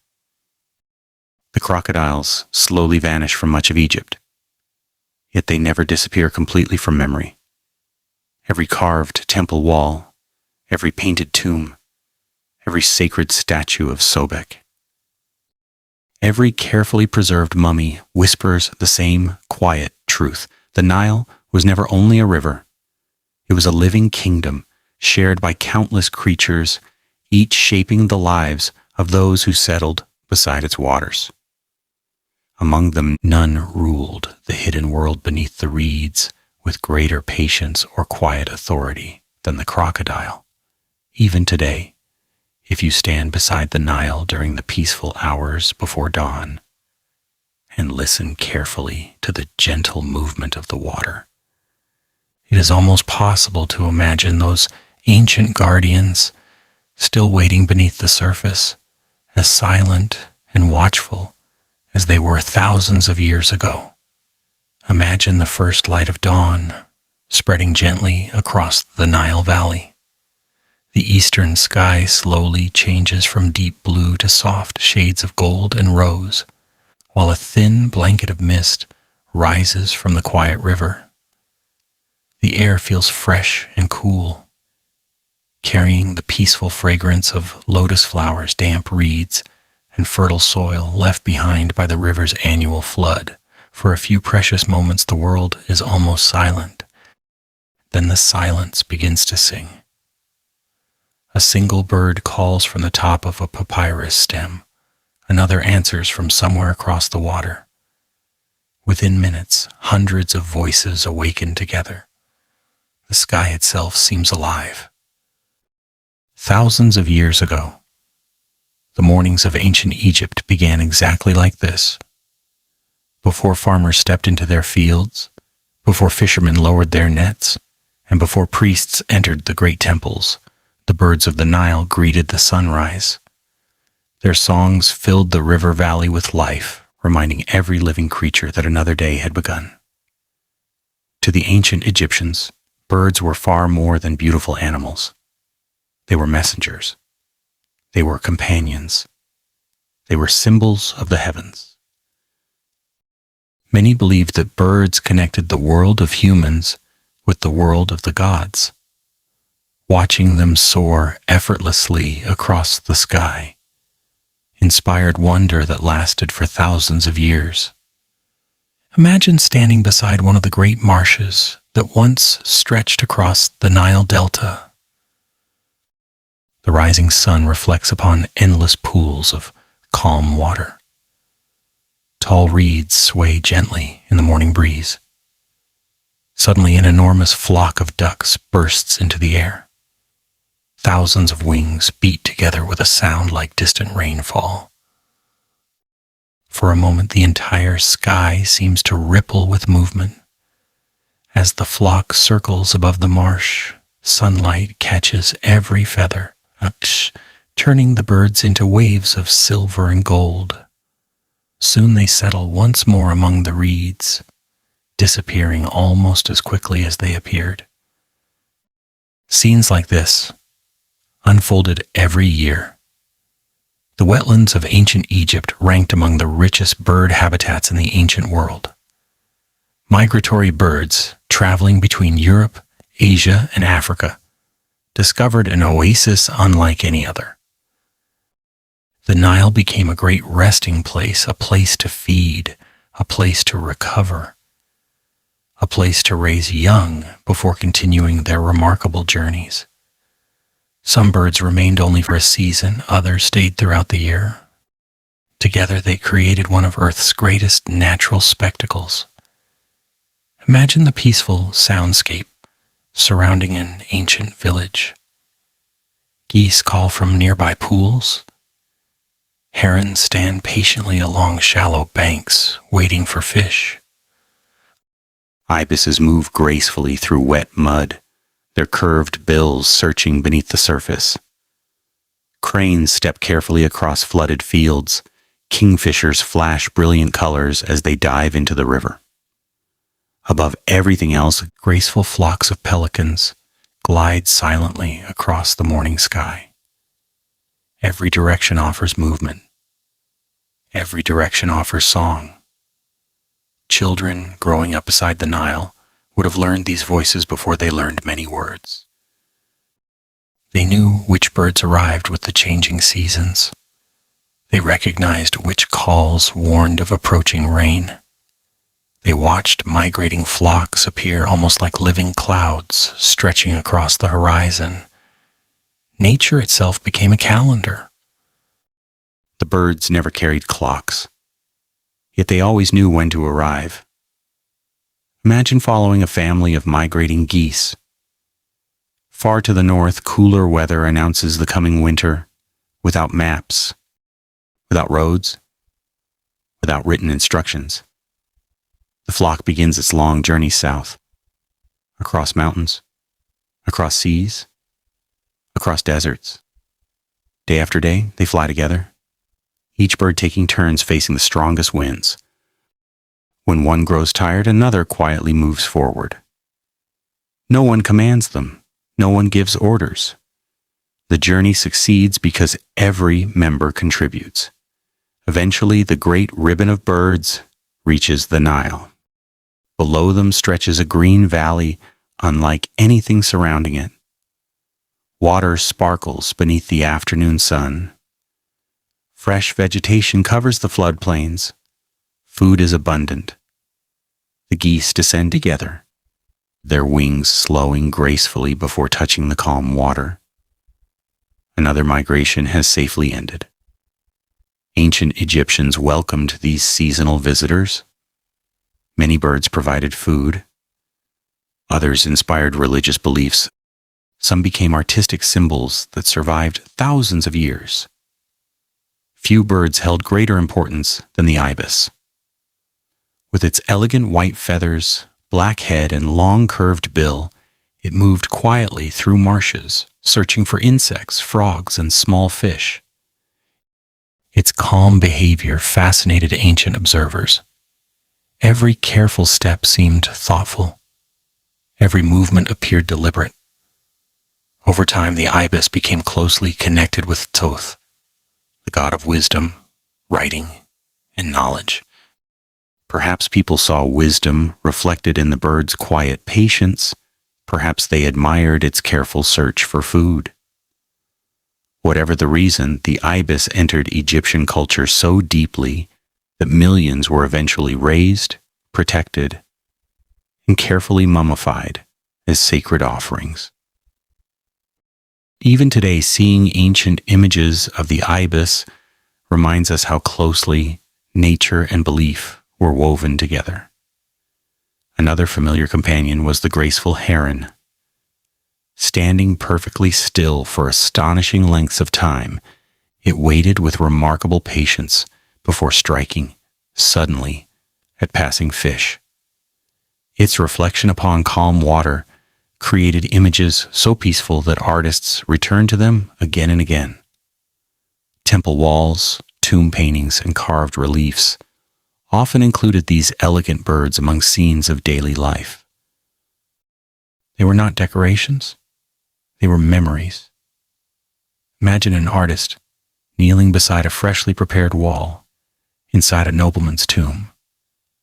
He has spent many mornings observing birds along the river. He remembers the exact curve of an ibis's neck, the careful posture of a hunting heron, the broad wings of pelicans crossing the evening sky. With steady hands, he paints them exactly as he remembers. He cannot know that thousands of years later, archaeologists will study these paintings not only as art, but also as scientific evidence. Each feather becomes a historical record. Each painted wing preserves part of a vanished world. The Nile's birds shaped daily life in quieter ways as well. Fishermen watched cormorants diving beneath the surface, revealing where fish gathered. Farmers observed migrating birds to judge the changing seasons. Hunters understood which wetlands attracted waterfowl during different months of the year. Every observation strengthened humanity's relationship with nature. No knowledge was wasted. Yet the skies of ancient Egypt held even larger birds. Imagine enormous vultures circling high above distant cliffs. From incredible heights, they searched the landscape with astonishing eyesight. Although many people today misunderstand vultures, they played an essential role within nature. By consuming dead animals, they prevented disease from spreading through the environment. Without them, the land itself would have become less healthy. Ancient Egyptians respected this unseen service, even if they never explained it in scientific terms. They understood balance. Every creature had a purpose. Some birds became symbols of kingship itself. High above the Nile, falcons rode warm currents of rising air without flapping their wings. Their sharp vision allowed them to spot tiny movements far below. To ancient Egyptians, No bird better represented power, precision, and divine authority. The falcon became closely associated with Horus, one of Egypt's greatest gods. Pharaohs often identified themselves with Horus, believing that just as the falcon watched over the land from above, so too should a king protect his people. Imagine looking toward the sky on a clear afternoon. A falcon circles silently overhead. It barely moves its wings. The wind carries it effortlessly higher. Below, fields shimmer beside the river. Villages appear peaceful. The bird watches everything. Patient, calm, alert. Perhaps generations of Egyptians looked upward and felt comfort knowing such watchful eyes guarded their world. But even the skies were not immune to change. As centuries passed, marshes shrank. Wetlands disappeared beneath expanding farms. Climate shifts altered migration patterns. Some species adapted. Others moved elsewhere. A few vanished from Egypt entirely. Imagine returning to the same marsh after many generations. The water remains. The reeds still grow. But something feels different. The great clouds of migrating birds no longer darken the morning sky. The loud chorus greeting sunrise has become quieter. Children hear fewer songs than their grandparents once did. No single day seems unusual. Yet over centuries, silence grows almost unnoticed. Some birds survive only in distant regions. Others become rare visitors. A few remain forever frozen within temple paintings, never again filling Egypt's skies with living wings. Today, archaeologists sometimes uncover delicate bird bones, preserved beneath dry sands. Elsewhere, brilliantly painted tombs continue displaying species that modern visitors rarely see along the Nile. Together, they remind us that ancient Egypt once echoed with countless voices now missing from the morning air. Yet perhaps those voices have never completely disappeared. Every spring, millions of birds still travel astonishing distances across continents. Some continue following routes their ancestors used thousands of years ago. They cross the Nile just as earlier generations did during the age of the Pharaohs. Their wings connect today's world with one that has almost faded into memory. If you stand quietly beside the river at dawn and watch the first flock rise into the brightening sky, you may be witnessing a journey that began long before the pyramids were built. The birds remember, even when people forget. Their songs continue carrying ancient echoes across the waters of the Nile, reminding us that history does not live only in stone monuments. Sometimes it flies silently above us on patient wings, disappearing toward the horizon before we fully realize we have become part of its endless journey. Imagine the first cool breeze of early morning sweeping across the open plains west of the Nile. The sky glows with the pale colors of dawn, and the night's silence slowly gives way to the gentle sounds of awakening life. Thin blades of grass shimmer with dew, while scattered acacia trees cast long shadows across the land. Far in the distance, something moves. At first, it appears to be nothing more than a ripple upon the horizon. Then another and another. Soon the earth itself seems alive. A great herd is approaching. Hundreds of graceful gazelles race across the plain with effortless speed. Their slender bodies rise and fall like waves upon the sea, each leap carrying them lightly over patches of grass and uneven ground.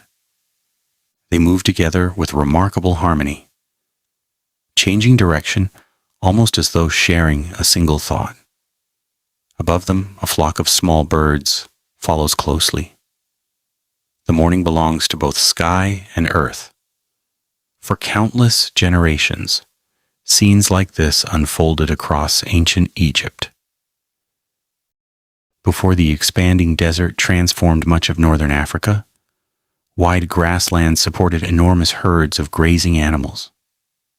Gazelles were among the most common. They shaped the landscape as surely as rivers shaped the valleys, feeding upon fresh grasses while becoming an essential source of food for lions, leopards, hyenas, and eventually people. A gazelle survives through awareness. Its large ears constantly turn toward distant sounds. Its dark eyes search every corner of the landscape. Even while feeding peacefully, it never truly relaxes. Every gust of wind might carry the scent of danger. Every unusual movement deserves attention. Imagine a young gazelle taking its first cautious steps beside its mother. The morning sun gently warms its soft coat. Everything feels new. Butterflies drift through the flowers. Dragonflies flash above shallow pools. Tiny birds hop among the grasses, searching for seeds.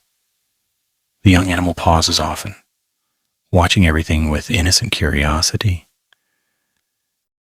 Its mother remains close. She understands that beauty and danger often share the same landscape. Without warning, every adult in the herd lifts its head. No alarm cry, no sudden panic. Only silence. Far away, almost hidden among scattered shrubs, a lioness has begun moving. The gazelles have noticed. Within seconds, the entire herd begins running. Not wildly, not without purpose. They flow across the plain with astonishing precision, each animal adjusting to the movements of those around it. Dust rises beneath hundreds of light hooves. The lioness quickly realizes the opportunity has disappeared. The herd continues until the danger is safely behind them. Then just as suddenly as they fled, they slow once again. Life returns to normal. This quiet rhythm repeated itself every day across the ancient landscapes of Egypt. Predators hunted, herds escaped, balance endured. Among these graceful runners lived another extraordinary creature, unlike any bird alive today in Egypt, unlike almost any bird anywhere on earth. The ostrich. Imagine standing upon an open plain beneath the bright afternoon sun. A distant movement catches your eye. At first it seems impossible. The creature is far too large to be a bird. Yet as it comes closer, its long neck, powerful legs, and enormous body become unmistakable. An ostrich strides confidently across the grassland. It does not fly. It has no need to. Its legs carry it with breathtaking speed. Few predators can match a healthy adult ostrich in open country. Each stride covers remarkable distance. Its powerful muscles seem perfectly designed for endless horizons. Ancient Egyptians knew these birds well. Their feathers decorated ceremonial fans. Their eggs, surprisingly large and beautifully smooth, were treasured for both practical and artistic purposes. Some were carefully carved or painted. Others became valuable trade goods carried across distant lands. Even today, archaeologists occasionally discover fragments of ostrich eggshell within ancient settlements. Each small piece whispers of a time when these magnificent birds wandered freely across Egypt. Imagine finding one complete ostrich egg beneath a small bush. Its shell feels cool and remarkably strong beneath your hands. Nearby, careful footprints reveal where the parents walked only hours earlier. They remain close. Watching quietly from a distance, despite their peaceful appearance, ostriches defend their nests with remarkable courage. A powerful kick from their long legs can drive away many would-be predators. Nature often hides great strength beneath gentle appearances.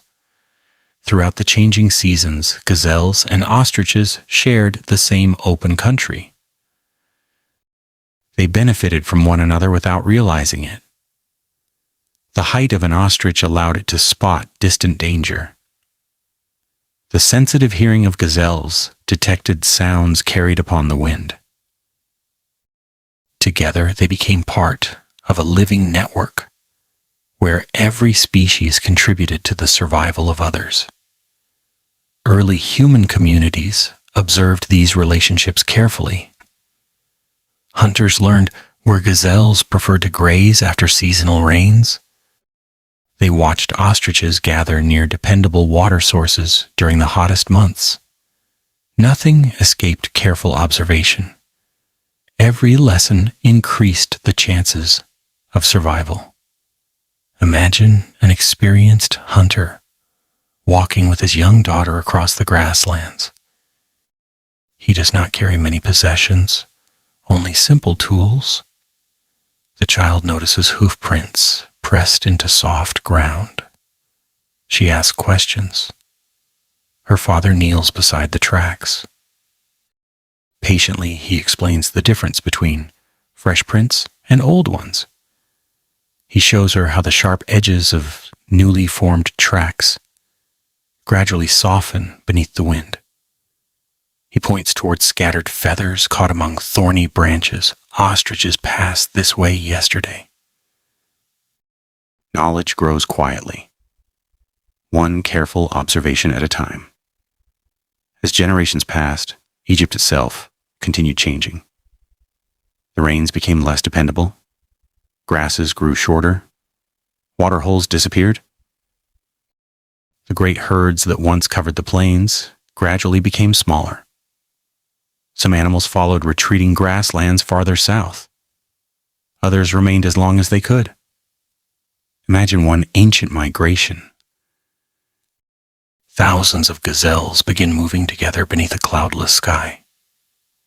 The journey is longer than ever before. Familiar grazing grounds have become dry. Streams remembered by older animals no longer flow. Still they continue.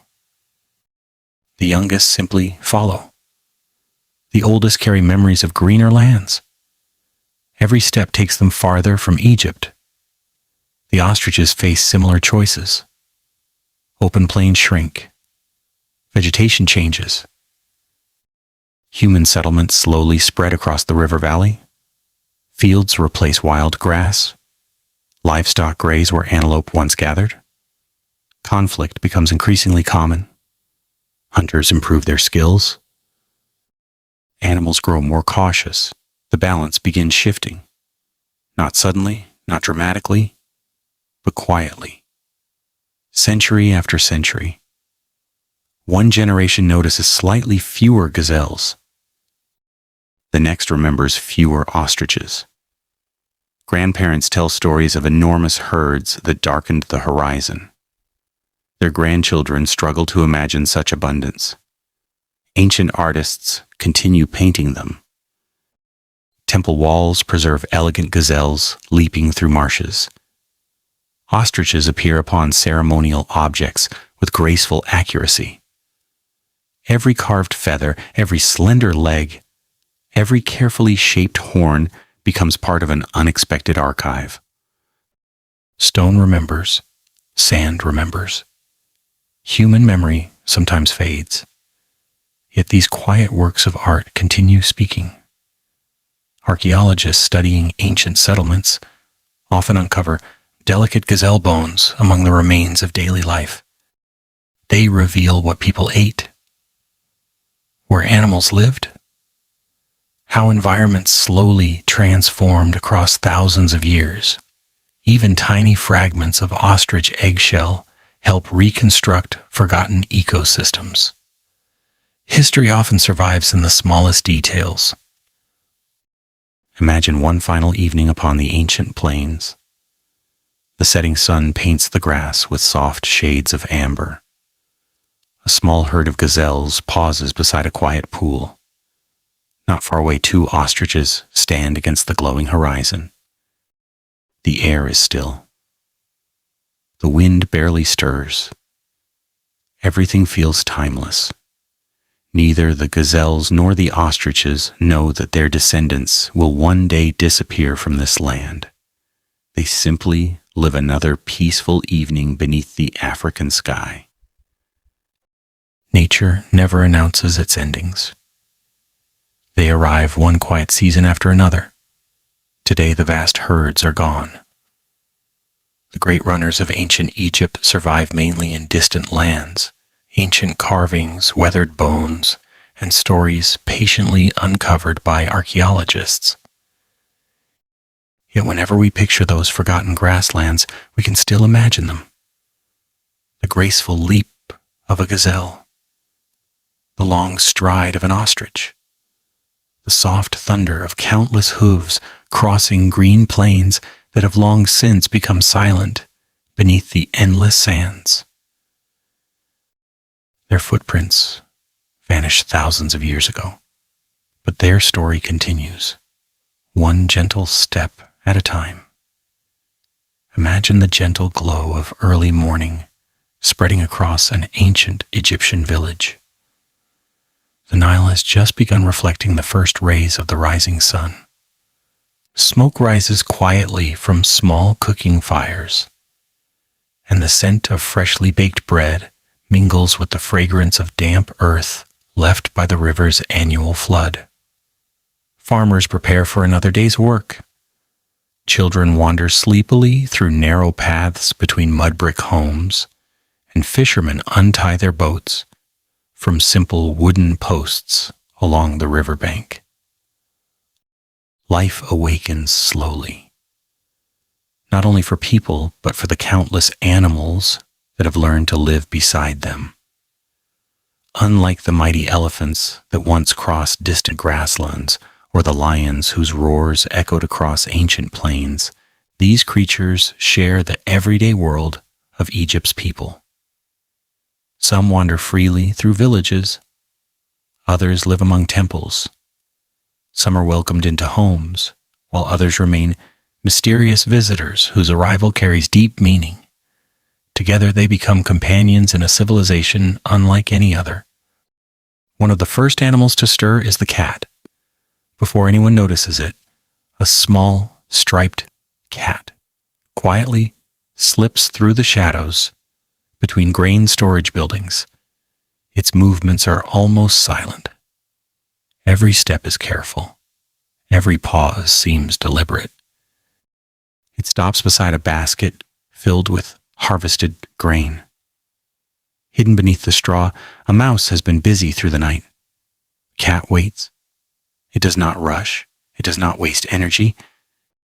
Its ears twitch ever so slightly as tiny sounds drift through the quiet morning. Then, with astonishing speed, it leaps.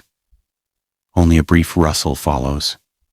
Moments later, the cat walks away as calmly as it arrived. The grain is safe once again. Long before cats became beloved companions around the world, they earned a special place in Egypt through quiet service rather than dramatic heroism. The fertile fields surrounding the Nile produced abundant harvests. With every harvest came grain stores. With every grain store came mice and rats, and wherever rodents gathered, wild cats followed. At first, the relationship between humans and cats was simple. People tolerated them because they protected precious food supplies. The cats remained because villages offered reliable hunting. Neither side planned this partnership. It simply grew naturally over many generations. Imagine a young child watching one of these cats for the very first time.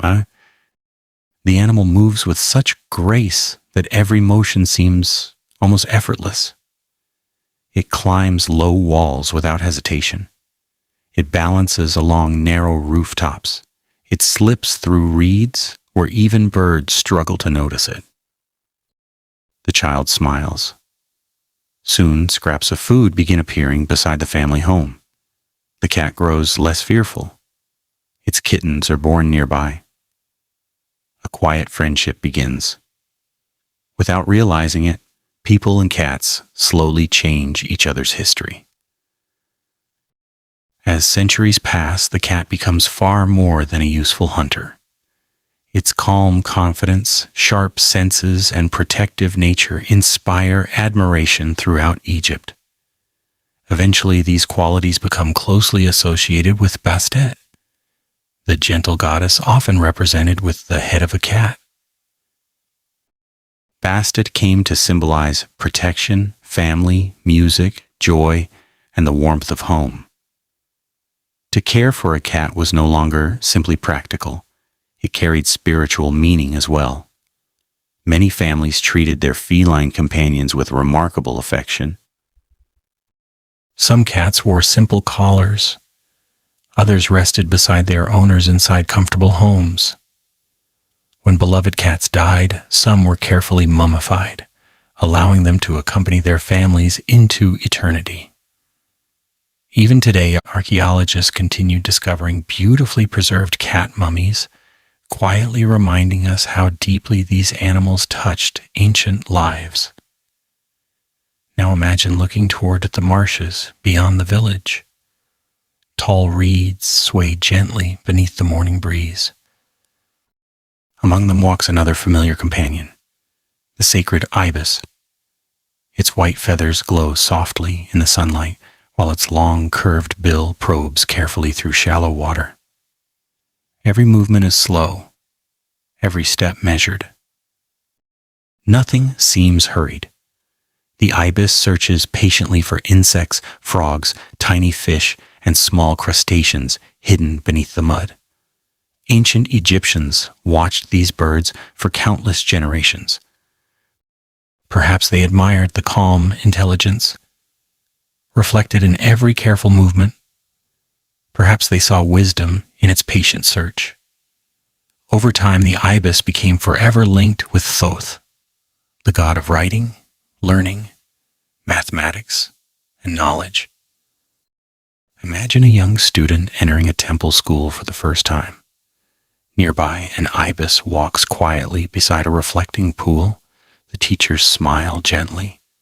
For them, the bird is more than part of nature. It quietly represents the pursuit of understanding. Every graceful step reminds students that true wisdom often grows slowly, one careful observation at a time. Across Egypt, thousands of ibises were raised within temple sanctuaries. They were protected with great care. When they died naturally or were prepared as sacred offerings, many were respectfully mummified.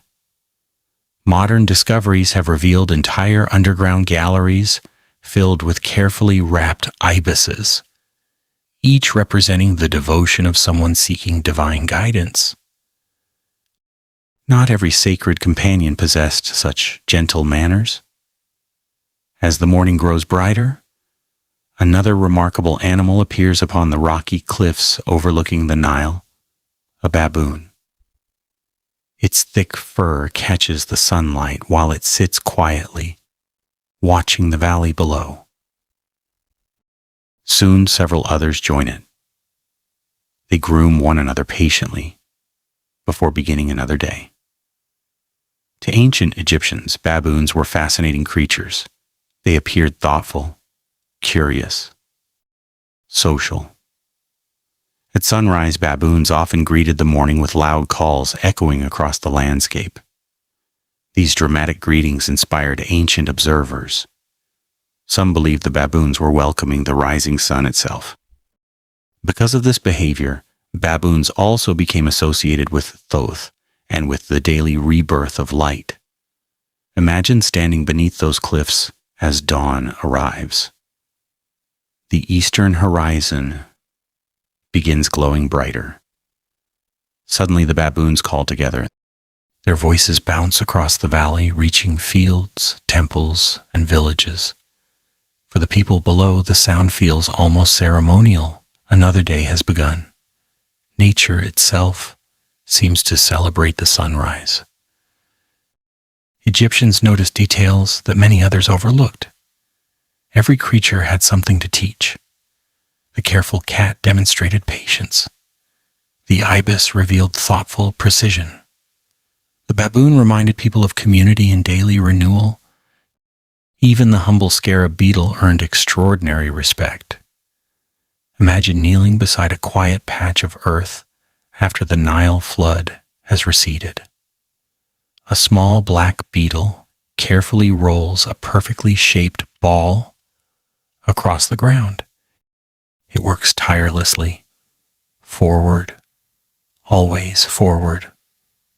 To many people, this tiny act seemed strangely familiar. Each day the sun rolled across the sky before disappearing beneath the western horizon. Then somehow it returned again. The scarab became a powerful symbol of rebirth, transformation, and endless renewal.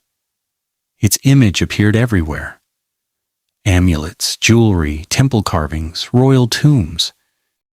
Even the smallest insect became part of Egypt's spiritual imagination. This remarkable civilization rarely separated nature from belief. Animals were not worshipped simply because they existed. Instead, people admired qualities they observed every day. The courage of a lion, the loyalty of a mother hippo, the sharp vision of a falcon, the quiet intelligence of an ibis, the independence of a cat. Nature became a language through which people explained the mysteries of life. Imagine walking through a temple courtyard during a peaceful afternoon. Children feed sacred birds. Priests care for temple animals with practiced hands. Cats sleep beneath cool stone columns. Swallows dart through open courtyards, chasing insects. Beyond the temple walls, farmers continue harvesting grain, while fishermen mend their nets beside the river. Human life and animal life flow together so naturally that neither seems complete without the other. Yet time, as always, continues moving forward. Climate change has reshaped the land. Some animals retreat southward. Others lose their habitats. Growing cities replace wetlands. Trade brings unfamiliar creatures while familiar ones quietly disappear. The sacred companions remain within stories, and religion long after many become increasingly rare in the wild. Imagine an elderly temple keeper sitting quietly beside a sacred pool late in his life. A cat curls peacefully beside his feet. Several ibises search the muddy shoreline. Above the cliffs, baboons call to one another as the afternoon sun begins descending. He cannot know that thousands of years later, many of these animals will no longer share Egypt in the same way. But he feels grateful simply to witness another ordinary day. Sometimes history changes not through great battles or powerful kings, but through small moments that quietly fade. The soft footsteps of a village cat, the gentle splash of an ibis landing among reeds, the echo of baboons greeting the sunrise, the slow journey of a scarab across warm earth. These simple moments shaped Egypt just as surely as pyramids, temples, and pharaohs. They remind us that the greatness of ancient Egypt was never built by people alone. It grew alongside countless living companions whose presence filled every village, every marsh, every temple, and every peaceful bend of the Nile. Though many have vanished from the landscapes they once knew, their memory still lives within carved stone, painted walls, carefully preserved mummies, and the timeless stories carried across thousands of years. And if we listen closely, we may still hear their quiet footsteps echoing through the morning light of a civilization that never truly forgot the animals that walked beside it. Imagine the desert just before sunrise.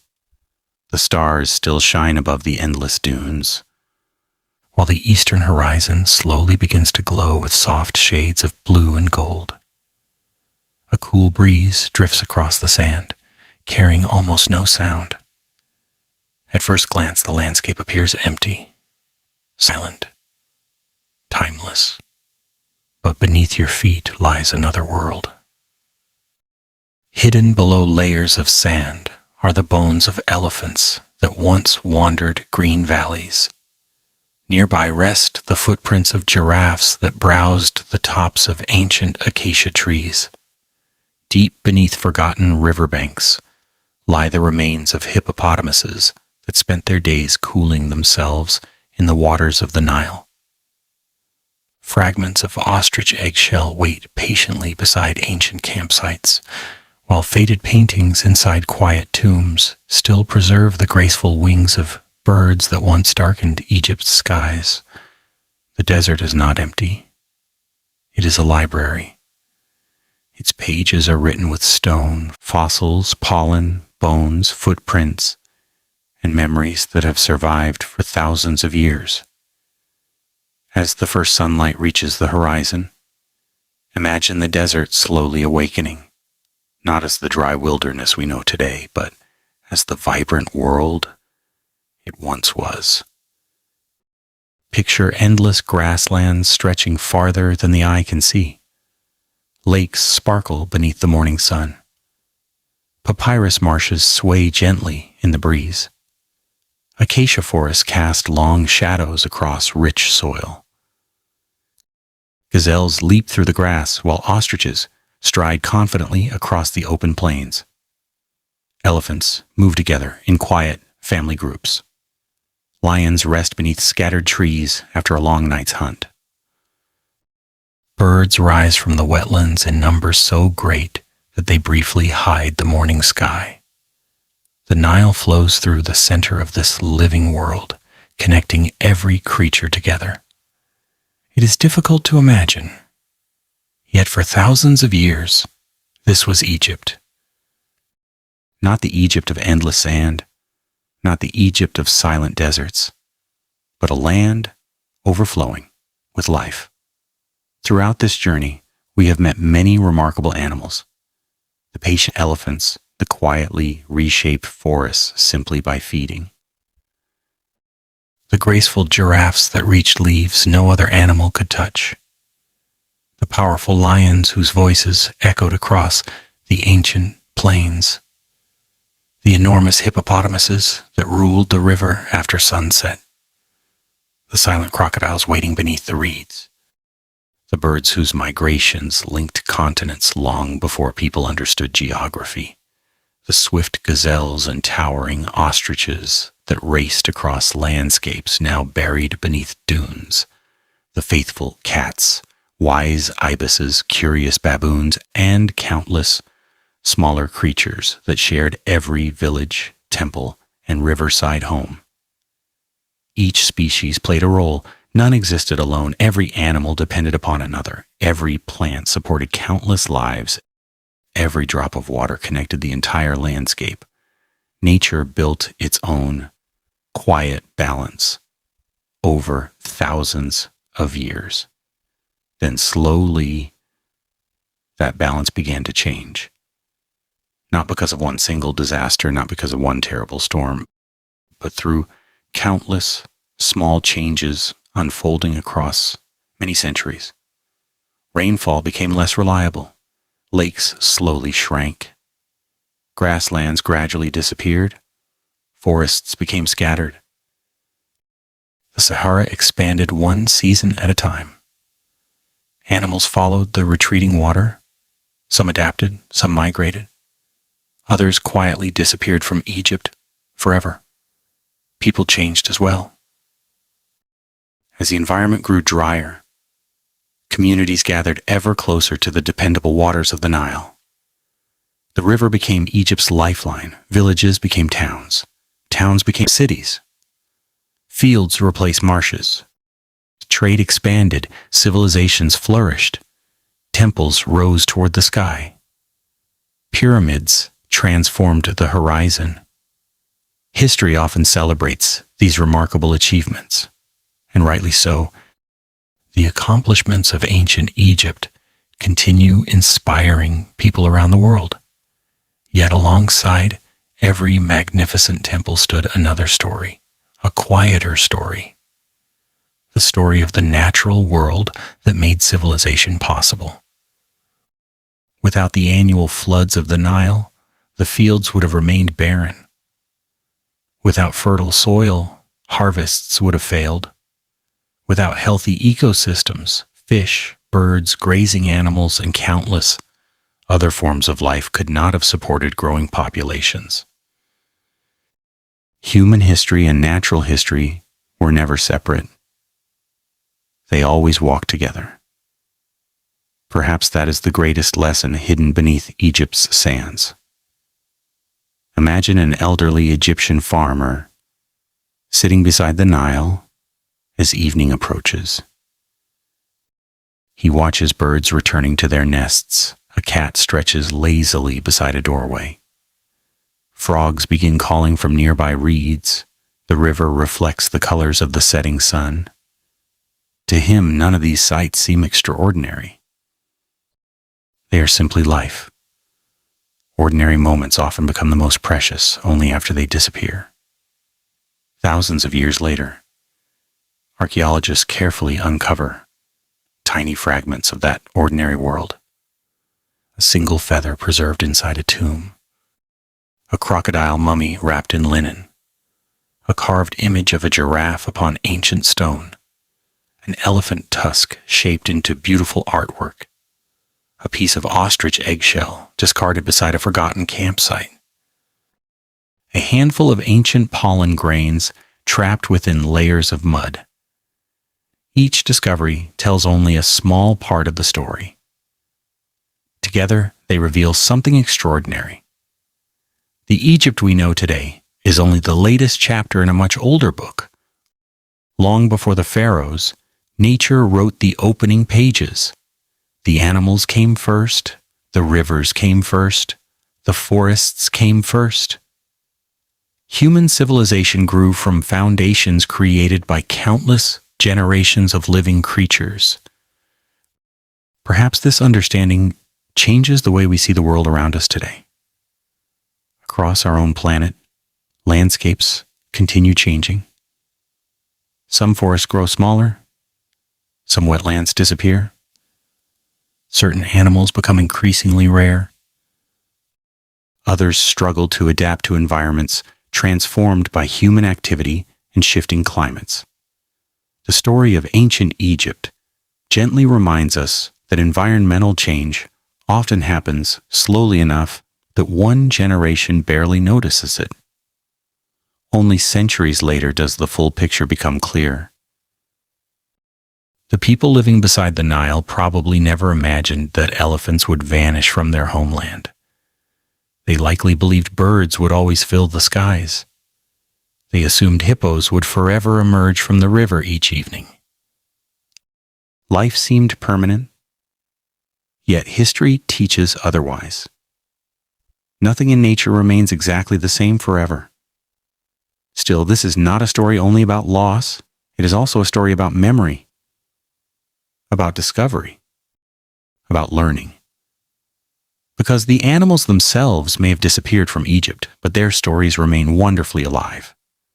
They survive inside temple walls, inside painted tombs, within museum collections, inside fossils, patiently uncovered by archaeologists, within ancient writings, and perhaps, most importantly, inside our imagination. Every time someone wonders what Egypt looked like before the desert spread, those forgotten animals live again.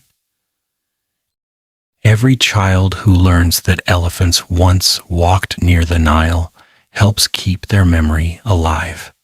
Every visitor who pauses before an ancient carving of a giraffe, an ibis, or a lion reconnects with a world that seemed almost impossible only moments before. History is not only about kings. It is not only about battles. It is not only about monuments. History also belongs to rivers, to forests, to birds, to insects, to every quiet creature whose footsteps disappeared long before our own. As the sun finally rises above the ancient Nile, the desert begins glowing with warm, golden light. The wind moves gently across the dunes. For a brief moment, imagine that the sand becomes transparent. Beneath it, you can almost see the green Egypt that came before. A herd of elephants disappears into the morning mist. A giraffe reaches toward the highest leaves.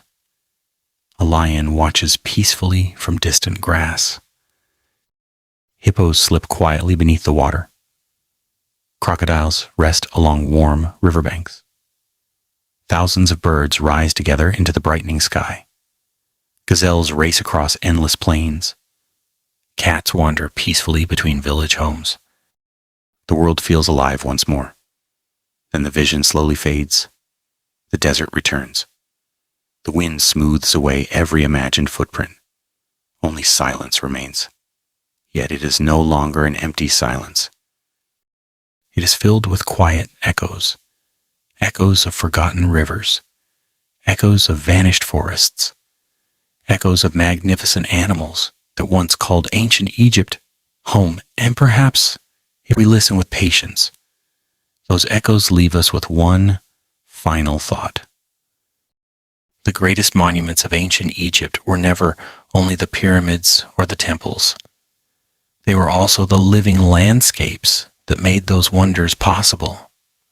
Though time has transformed them beyond recognition, their story still flows as faithfully as the Nile itself, reminding us that every civilization begins with nature and every memory is worth protecting before it too slips gently beneath the sands of history.